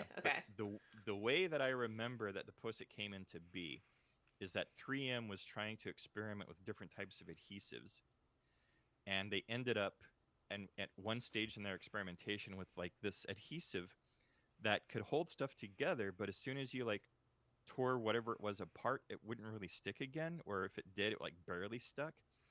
And they were actually going to get rid of it because it wasn't the product they were after.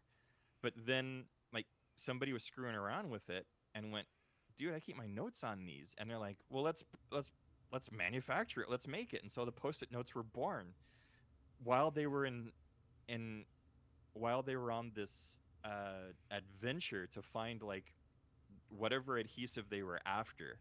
Like post-it note was the side product. Like it was an accident that we have post-it notes, and I think that's amazing. That's awesome. And I can't believe it's only 47 years old. I thought it'd be older than that. Yep, low tack reusable. Promoted the solution with a problem. Yep. Canary yellow chosen by chance because of the color of the scrap label. Available to the lab next door. Very good. Very good. Yeah, Post-it note and easel pads were introduced. Man, I loved those. When I use those a lot for presenting, I would just like draw on the easel and then like take it off and stick it on the wall. yep. So I love accidental inventions because there are a lot of handy ones. Like I mean, a lot of them don't come to my mind. Usually post-it notes is the first thing that comes to my mind. But there are other like great accidental inventions. Hmm. And I know you can search, like for those of you that want to Google, you can actually look up accidental inventions and you'll see like other things, and you might go, oh, that was an accident? Holy crap. Like that's what I thought with post-it note. Like I never thought post-it until I'd heard about it. I never thought post-it note was an accident. I always thought it was on purpose. So penicillin, the ice pop, cornflakes, potato chip, Coca-Cola, dynamite. These are all just some of the inventions that were accidents. Mm. Any of those strike your fancy? Well, dynamite. I think Yeah. dynamite was actually created by oh crap, I just forgot his name. Um, Why can't I? I'm spelling it wrong. There we go. yeah, Nobel. Alfred Nobel. Yep. 1987, wide-scale use, more robust alternative to black powder explosives. Do. Got it. Yep, this is the history I want to know. And I think he blew himself up. I don't remember. Let's see.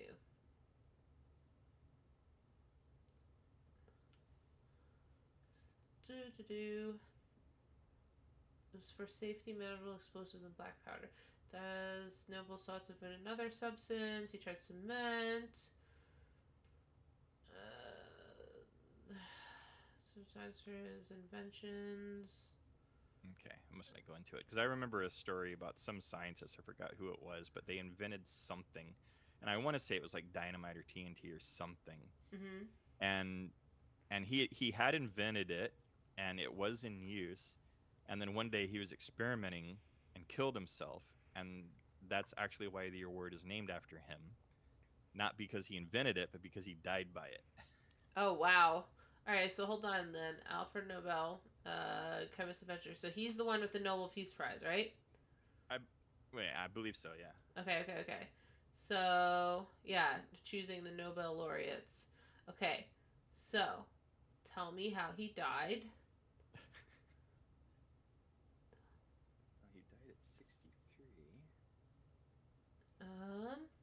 Relationships, Scientific resident. career, Yeah. inventions. Oh, there it was. In a factory. I'm going. Invention under inventions or before that? I think it was after because there was talking Nobel Prize. The death of his brother Ludwig supposedly caused several newspapers to publish obituaries of Alfred in error. That might be why I misremembered it. Okay. I thought. Okay. Yeah. So apparently I was working with the old incorrect information. Hi, Miss Jellybeans. Yeah, that was. I heard it's because he hated that he created something he killed people. That killed people. No, apparently it was just. He Yeah. Well, died December X and there was an article that his brother had died, and I guess the press misrepresented it and said it was Alfred. right. So, oh well. Okay, so now I That's can fix that broken memory. Alfred Nobel had loathed war all of his life and stunned when his obituary referred to him as the Merchant of Death. He vowed that he would not be remembered as such, so he decided to leave his immense fortune to his foster science, literature, and peace. The Nobel Prizes were born. Yay!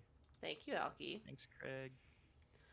Um, but that's why we do Wikipedia, because now we learned that he didn't die of an explosive. Yay! Now I can fix that thought in my mind. Yeah, yeah. So, I the accidental inventions. Can you think of any others that you want to talk about, or? All the ones that come to mind now are intentional ones, and that's because, like, again, as a teacher in Japan in junior high school, we had lessons based on inventions based on nature. And because of that extensive chapter, I've actually forgotten a lot of the accidents because I'm thinking of all these intentional ones trying to mimic Right, nature. right. Well, if you So think yeah, I of just one, don't have we'll one. come back to it for sure. Okay. Okay, I want to know your love of Weird Al. Okay. Well, um, I like to laugh. I like comedy. I like parody. And when I was young and used to listen to the radio, and back in the day, we used to have some of us would have a cassette player by the radio, so we could actually record songs on the radio because I we had did no other that. way to do it back in the day. I did that. Um, Back in the day, a friend of mine, again, an alleged friend because I traveled a lot, moved a lot. A friend of mine had pointed out about the Dr. Demento show because, hey, Gouriki, you say some pretty weird ass shit. Maybe you should like listen to this radio show. I listened to it like midnight on Thursday or whatever night it was. I don't remember. And I'm just like, what? And I'd forgotten about it for the longest time. And then this kid would keep asking me about, if I listened to the show and if I knew any songs on it, and I had no idea. And shortly thereafter, he was starting to sing like fish heads at school, and I'd be like, that is the most stupidest thing I've ever heard. Wow. And he's like, it came from this show, this Dr. Demento show I've been trying to tell you about. And I'm like, really, what? And and so I finally started to listen to it. And the first couple times I listened to it, I never heard fish heads played, but I heard other really weird songs. And I thought they were great. And some of them were by Tom Lehrer, who I'm expecting to pass away any day now. Tom Lehrer is an incredibly instrumental, no pun intended, person in the music industry for humor. There is Tom Lehrer, American musician, satirist, and mathematician. Oh yeah, when his picture is this, he's age 95. Yeah. A few years ago, he put all of his works up for public domain. So if you actually go to his official website, you can download his entire discography. Wow. And he advises everybody to do it as soon as he can because he's afraid that once he dies, his estate will recopyright it. Right. Good for him. So he wants these songs out there. He wants us to experience them. So when I listened to this Dr. Demento show the couple nights that I first started to listen to it, I had heard things like poisoning pigeons in the park. I had heard things like we'll all go together when we go. Um, I had heard like the Masochism Tango, all by Tom Lehrer, who later went on to work for something very influential in my life known as the Electric Company, which later led to Sesame Street. Oh. And because of Tom Lehrer's approach to music, and he's a fucking legend. Like, Craig knows him, Occupation knows him, Sensia. If any of you know our plant scientist, Sensia, he knows Tom Lehrer. I'm pretty sure Kraken knows him too. If you like smart old school music that happens to be funny, you have to know Tom Lehrer. Is like Tom Lehrer was Weird Al before there was a Weird Al. and just brilliant, amazing, hilarious, just astounding. And again, go grab his music while you can. Tom Lehrer, you want his music as soon as possible.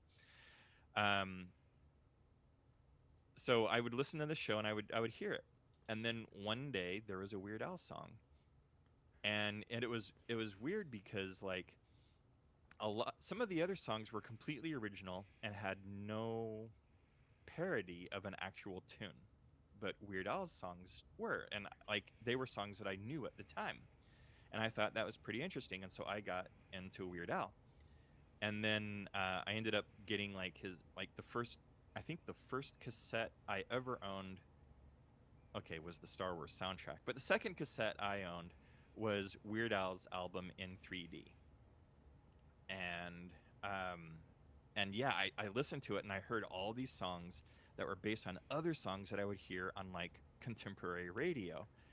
And so it was just amazing.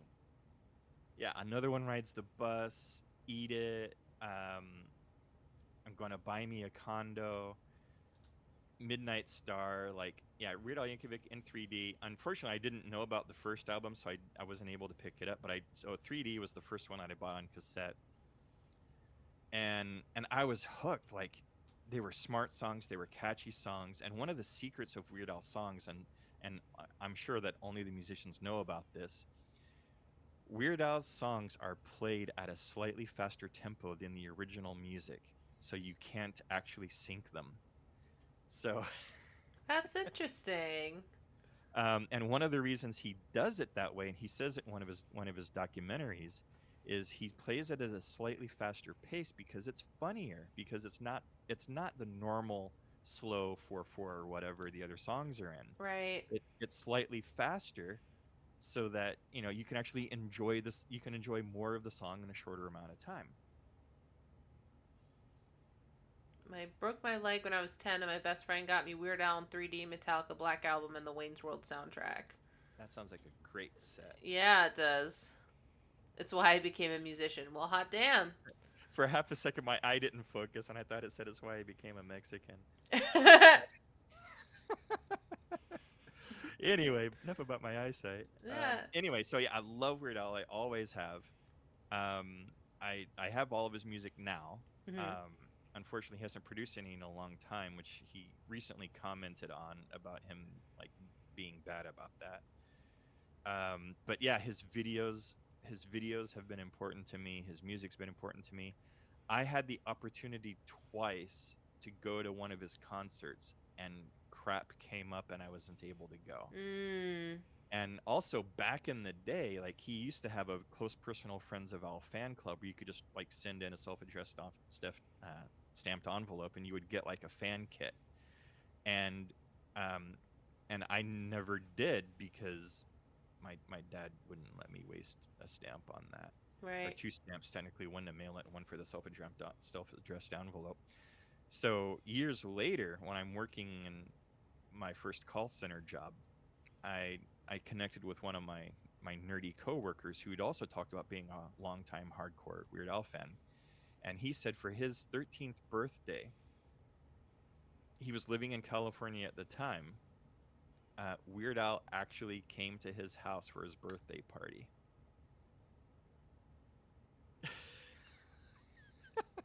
Wow, that's so cool. Which, of course, is the kind of thing he would never do these days, especially with a wife and two or three kids. Right, right. Um, but yeah, I was incredibly jealous. Yeah, I would kill for that. Yeah. Once lost out on seeing him Halloween because the venue didn't sell enough tickets. Yeah, yeah, yeah. Such I lost out on two of my. I lost out on one because it was canceled for that same reason, but the two that I missed out on were because one was the person I was going to go with backed out and I couldn't go alone, or wouldn't go alone, one of the two. Anyway, it's not important. And the other time was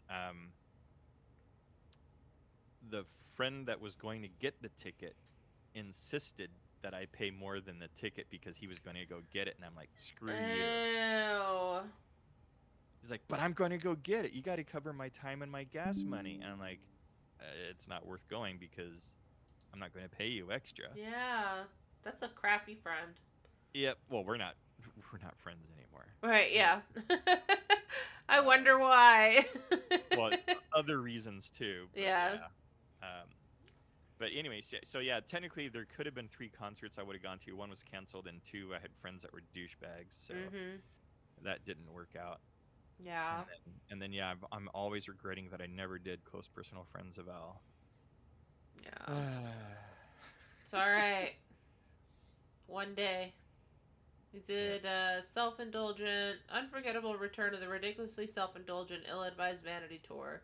Yep. So that And he happened recently last came out year. with a documentary featuring Daniel I Radcliffe. saw that. I didn't see it, but I saw that it happened.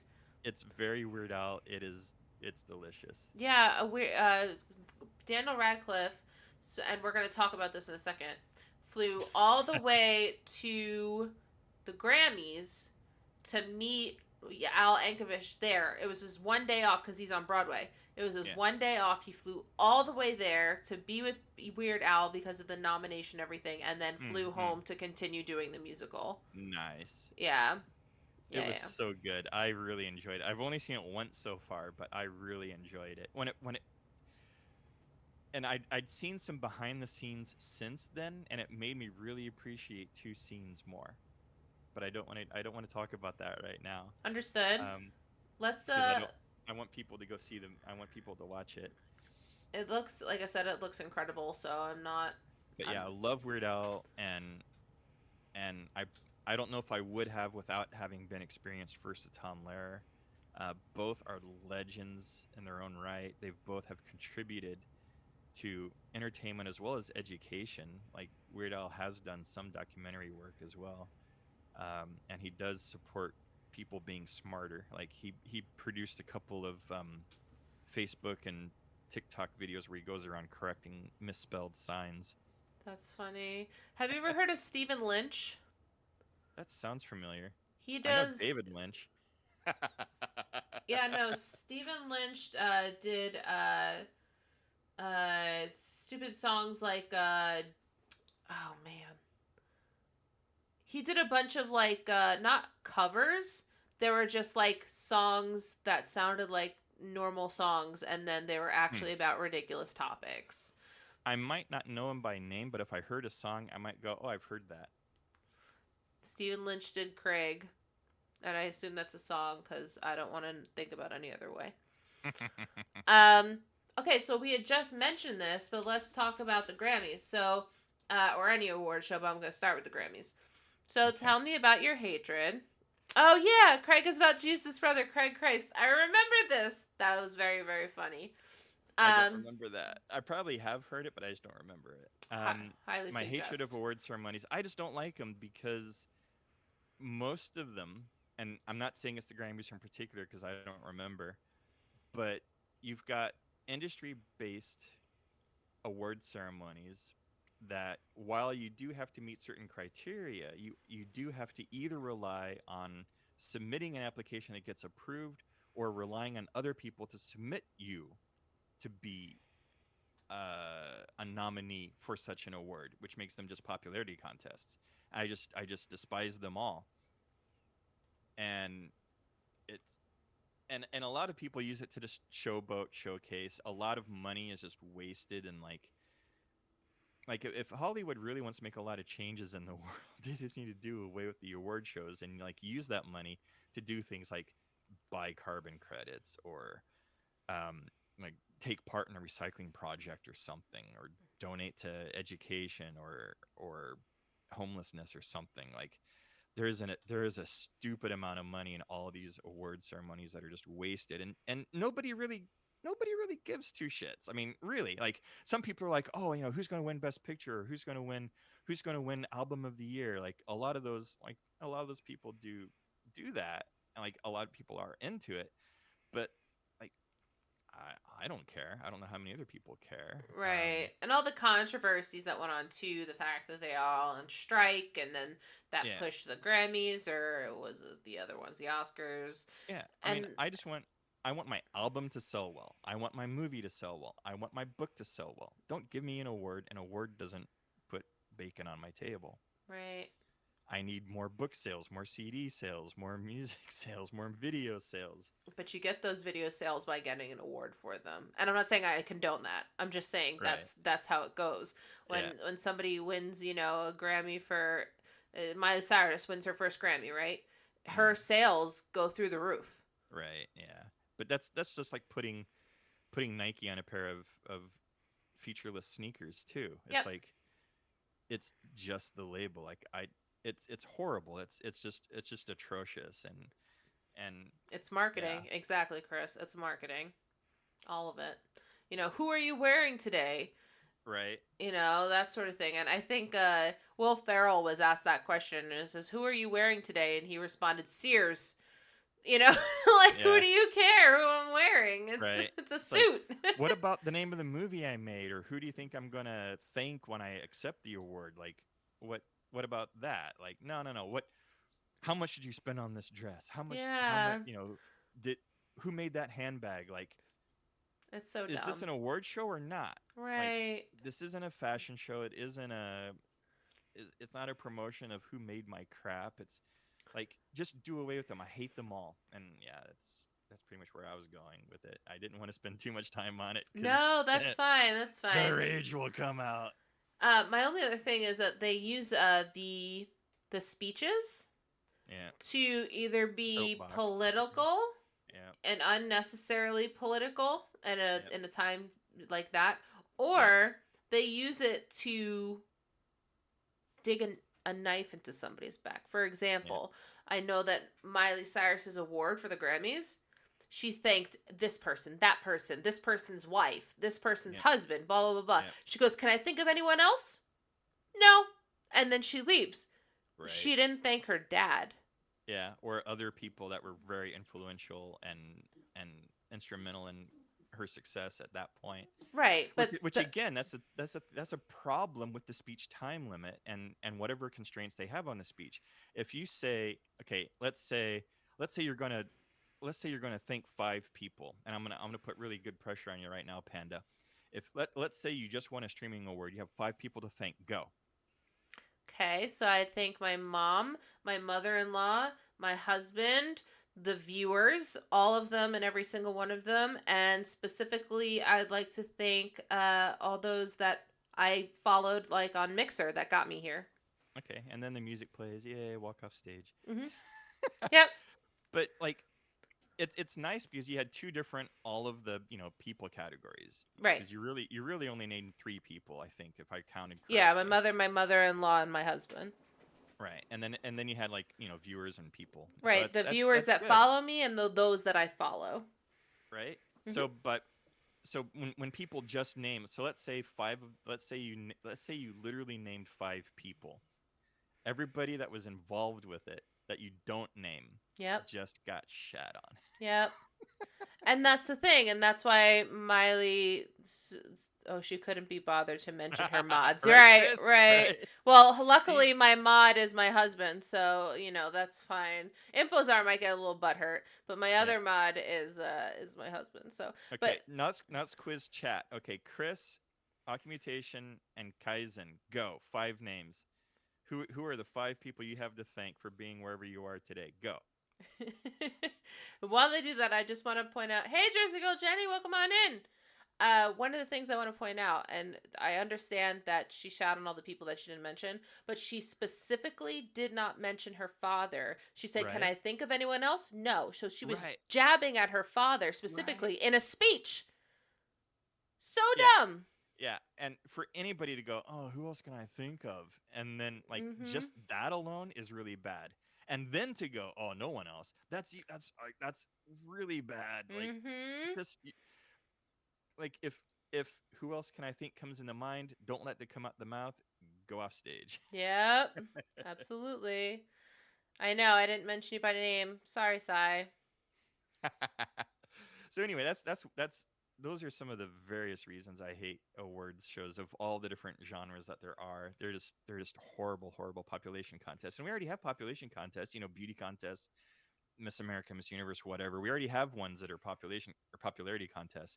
We don't we just don't need these unnecessary labels. Like people can see sales. Right. Like how did all these movies do so well to even end up in like the Oscars or whatever Yeah, and before the Oscars? Like, okay, after the Oscars go out, sure, yeah, there's those boosts in sales, whatever.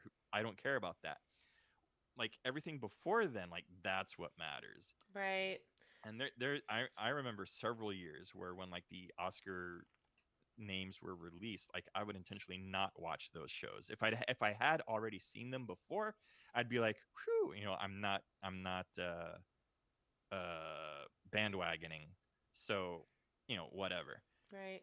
But for me to watch a winning show after it won, I hated myself because I'm like, Mm-hmm. am I watching this because I really wanted to and I just not got around to it, or am I watching it because, yeah, this won an Oscar, you should go watch it? Yeah, no, I agree. And I think to wrap this up, the People's Choice Awards, I'm pretty sure are by the people. And so I just have doubts because it's no, all run. Yeah. absolutely. Who are the people? That was my point. Yeah. So they're supposed to be like, what, you know, let me see, let me see. Recognizing people in entertainment voted online by the general public and fans. I don't know what that means. Who makes the surveys? Who puts the Right. people in the surveys for you to vote Yep. for? It's not write-in names. Yep. And a switch to online voting in 2005. You know how easy it is to screw with numbers online? Yep. When people go, hey, if you can vote for me, I'm doing this challenge and something else, and the person who's ahead of them has about 300 more people than you do, Mm-hmm. because they can go in and do the bot thing, or they can go in and it's annoying. Yep. Um, yeah, watching the Tonys. See, I will watch the Tonys of hesitation. I like the Tonys, but that's just me because I have a heart for musical theater. Okay, last topic. Last one. Oh boy. Yep, we're at 2 hour mark. So Uh so you tell me something that was on your list that you feel like we didn't touch oh on my that you want goodness. to. I can name you some if you want so that you Let's don't have to see. look at I'm your looking thing. at my list right now. Mhm. Let's see. Oh, it's really hard to tear them apart. Let's see. We did dislike. We did one dislike for all any and all award shows, so that's Mhm. good enough for dislikes. So I guess for things that I like, I would say, mm, This will also be on YouTube, Jev. So if you're interested, this I, will be I'm on going. YouTube. I'm going to have to go with women authors, I Okay. guess. Um, so for people that don't already know me, my degree is actually in English literature, and so I had to read a ton. Like I literally read so much that once I graduated, I didn't want to read anything for a while. And I had a lot of versatile reading. I did classes in critical thinking and and analyzing the story, the breakdown, the meanings and symbolism and all that. I had a class on just women authors. I had a class on just Russian literature. I had a few classes on American literature. I had a few classes on British literature. I had a class on Asian literature. I Wow. had I had like four Shakespeare Of course, classes. you need four to get Shakespeare, Yeah, right? and just so many. But it was and granted, each individual division had its own appeal, its own grasp of what I liked and what drew me to it. But of the things that I liked about the women's literature is uh, less less less more so today than it was back in their day. Um, but the struggle that the woman author give faces give me a in name, just any um, name. Charlotte um, Charlotte Perkins Gilman. Okay. I just wanted to be on something other than People's Choice Awards. Okay. Continue.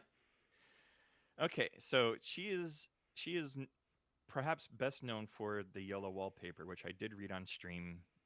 I think last year, and I like that story because it's it's a great look inside the mind of a woman who is troubled. And not just that, but how other people perceive her. And through the course of the classes, discovered the problems that she had in writing it, getting it produced, the kind of life that she lived, Mm, which is something that Jev goes into great details on her streams.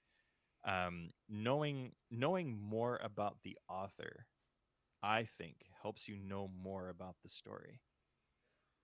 Um, for example, with Harry Potter, J.K. Rowling, like she wrote under J.K. because people didn't know initially it was a she. right. Because in our society today, you want, the biggest authors are male, and part of that's just coincidence, but part of it, of course, is the fact that for since ever, the book industry is just dominated by males anyway. So this author is just one of many. Gilman here is just one of many women authors who basically have been oppressed in their publication just because they're a woman. Yeah. So, and there's other authors too, like Mary Shelley. Mm-hmm. Um, she was a woman author, and I'm sure her early stuff didn't really get out there, but fortunately, she had some good connections.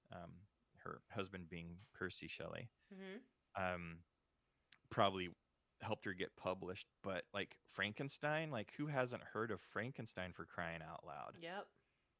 And or if you're really into pop culture, Frankenstein. So, but yeah, even she, even Mary Shelley with a famous husband, like she couldn't publish anything. Like women just can't publish as quickly and as well as the male author. And so I just appreciate. I was reading what Jeb Yeah, just read. no, that's fine. Helped that she shacked up with Percy and Lord Byron, Yeah, and the assumption that she couldn't have written it, only her literary husband could have written something like Frankenstein. yeah, yeah. In fact, in one of my classes, we read three people at the same time because they all knew each other as Byron, Shelley, and Keats. And we talked about them as those three names so frequently that I had a role playing game character whose name was Byron Shelley Keats. That's awesome. Well, how do you just feel like women authors are oppressed? Do you prefer women authors over male authors? Can you not answer that question, which is totally cool? That well, that it's not that I want it. It's just that that's a hard answer. Like I Right. still appreciate the work. So one of the appeals that I find with the women authors is their characters tend to be more real. Like with both male and female authors, you can have a great variety and like artistic description of like the landscape or the way the building looks or the way people are dressed, the way people appear. Like they're both pretty even odds on how well they describe certain things. Now, generally, the women will be a little bit better with the fashion as well, but you generally have, when it comes to the core of the character, I find that you generally find the more believable, the more realistic people come from a woman author. So, I mean, that's not to say that men don't do it or can't do it. I'm just saying that No. it's if you were to read a couple of nameless passages that you couldn't identify the work from, and you had to guess who is male or female, some people would have a really hard time with that.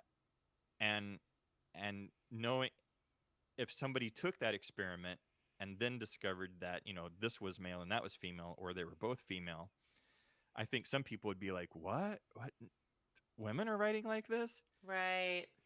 um and there have been some studies done by actual female authors. Like there was, I don't know if it's listed in JK's wiki, but long after Harry Potter had like completed the main series, she had produced a couple of books under another alias name. And she sold really well. And one day, I believe this is how I originally read the story. It might be that one. It might be that Robert Galbraith one. Okay. So she had sold this series after again having massive arguments with like the role of women in the publication industry. And she's like, "No, I'll show it to you. I'll write another series as a dude." And she did. And there were this person, for the sake of argument, let's say it's Galbraith here. Let's say Galbraith won a bunch of awards, and she either, as I remember the story, which again could be a false memory, she either had to actually appear at the awards ceremony, or she decided to do it on her own, but she revealed herself as the person eventually, and basically went, "See, I proved it to you. I Right. wrote another series as a bunch of dudes, got a lot of dude praise, and here I am, JK again." Yep. And of course the industry went, "Oh, shame on us. It's so beautiful. We love you more now." Right. Right. Oh God. JK. I'm just gonna do that. Okay. So we've talked about a lot. We Yes. had a lot of really good conversations. You are an excellent guest. You have Oh, a thank you. lot Thank of you. really good information. I didn't have to look up at Wikipedia as much, but I feel like we still used it well. And hopefully you had a good time. I think so. I think so. It was pretty okay. Um, what we're gonna do is we are going to go on a raid after this here. I hope everyone has had a grand old time. Next week we should have Arcade Chris on. I have to double check with him, but should be Arcade Chris. All right, Twitch, don't be doing this to me. Failed to load module. I hate that. Does that ever Hmm. happen to you? Oh, yes. Oh, it's so dumb. Okay, so let's see if they are still going to be going. Wow. Bill Larkin has 433 people in his room.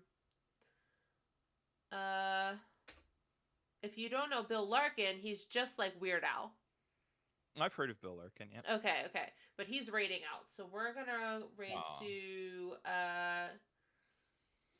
Tar. Let's see. She's been on for 3 hours. How about him? He's only been on for 2:45. Okay. He's helping a family in Gaza come to Canada. So that's what he's doing right now. So we are going to raid the E-flat guy. That E-flat guy. He's a really cool dude. I met him in TwitchCon. We sang together, which was fun. He did a... Wait, what did I do that for? I did song request. Raid! My goodness, I'm all over the place. Raid this. We're gonna song request out. Yeah. By the way, this is the really crappy raid call. And guys, come on over, say hello. Thank you again for everyone being here, and I'll see you next Wednesday. Goodbye. Raid now. Stop streaming.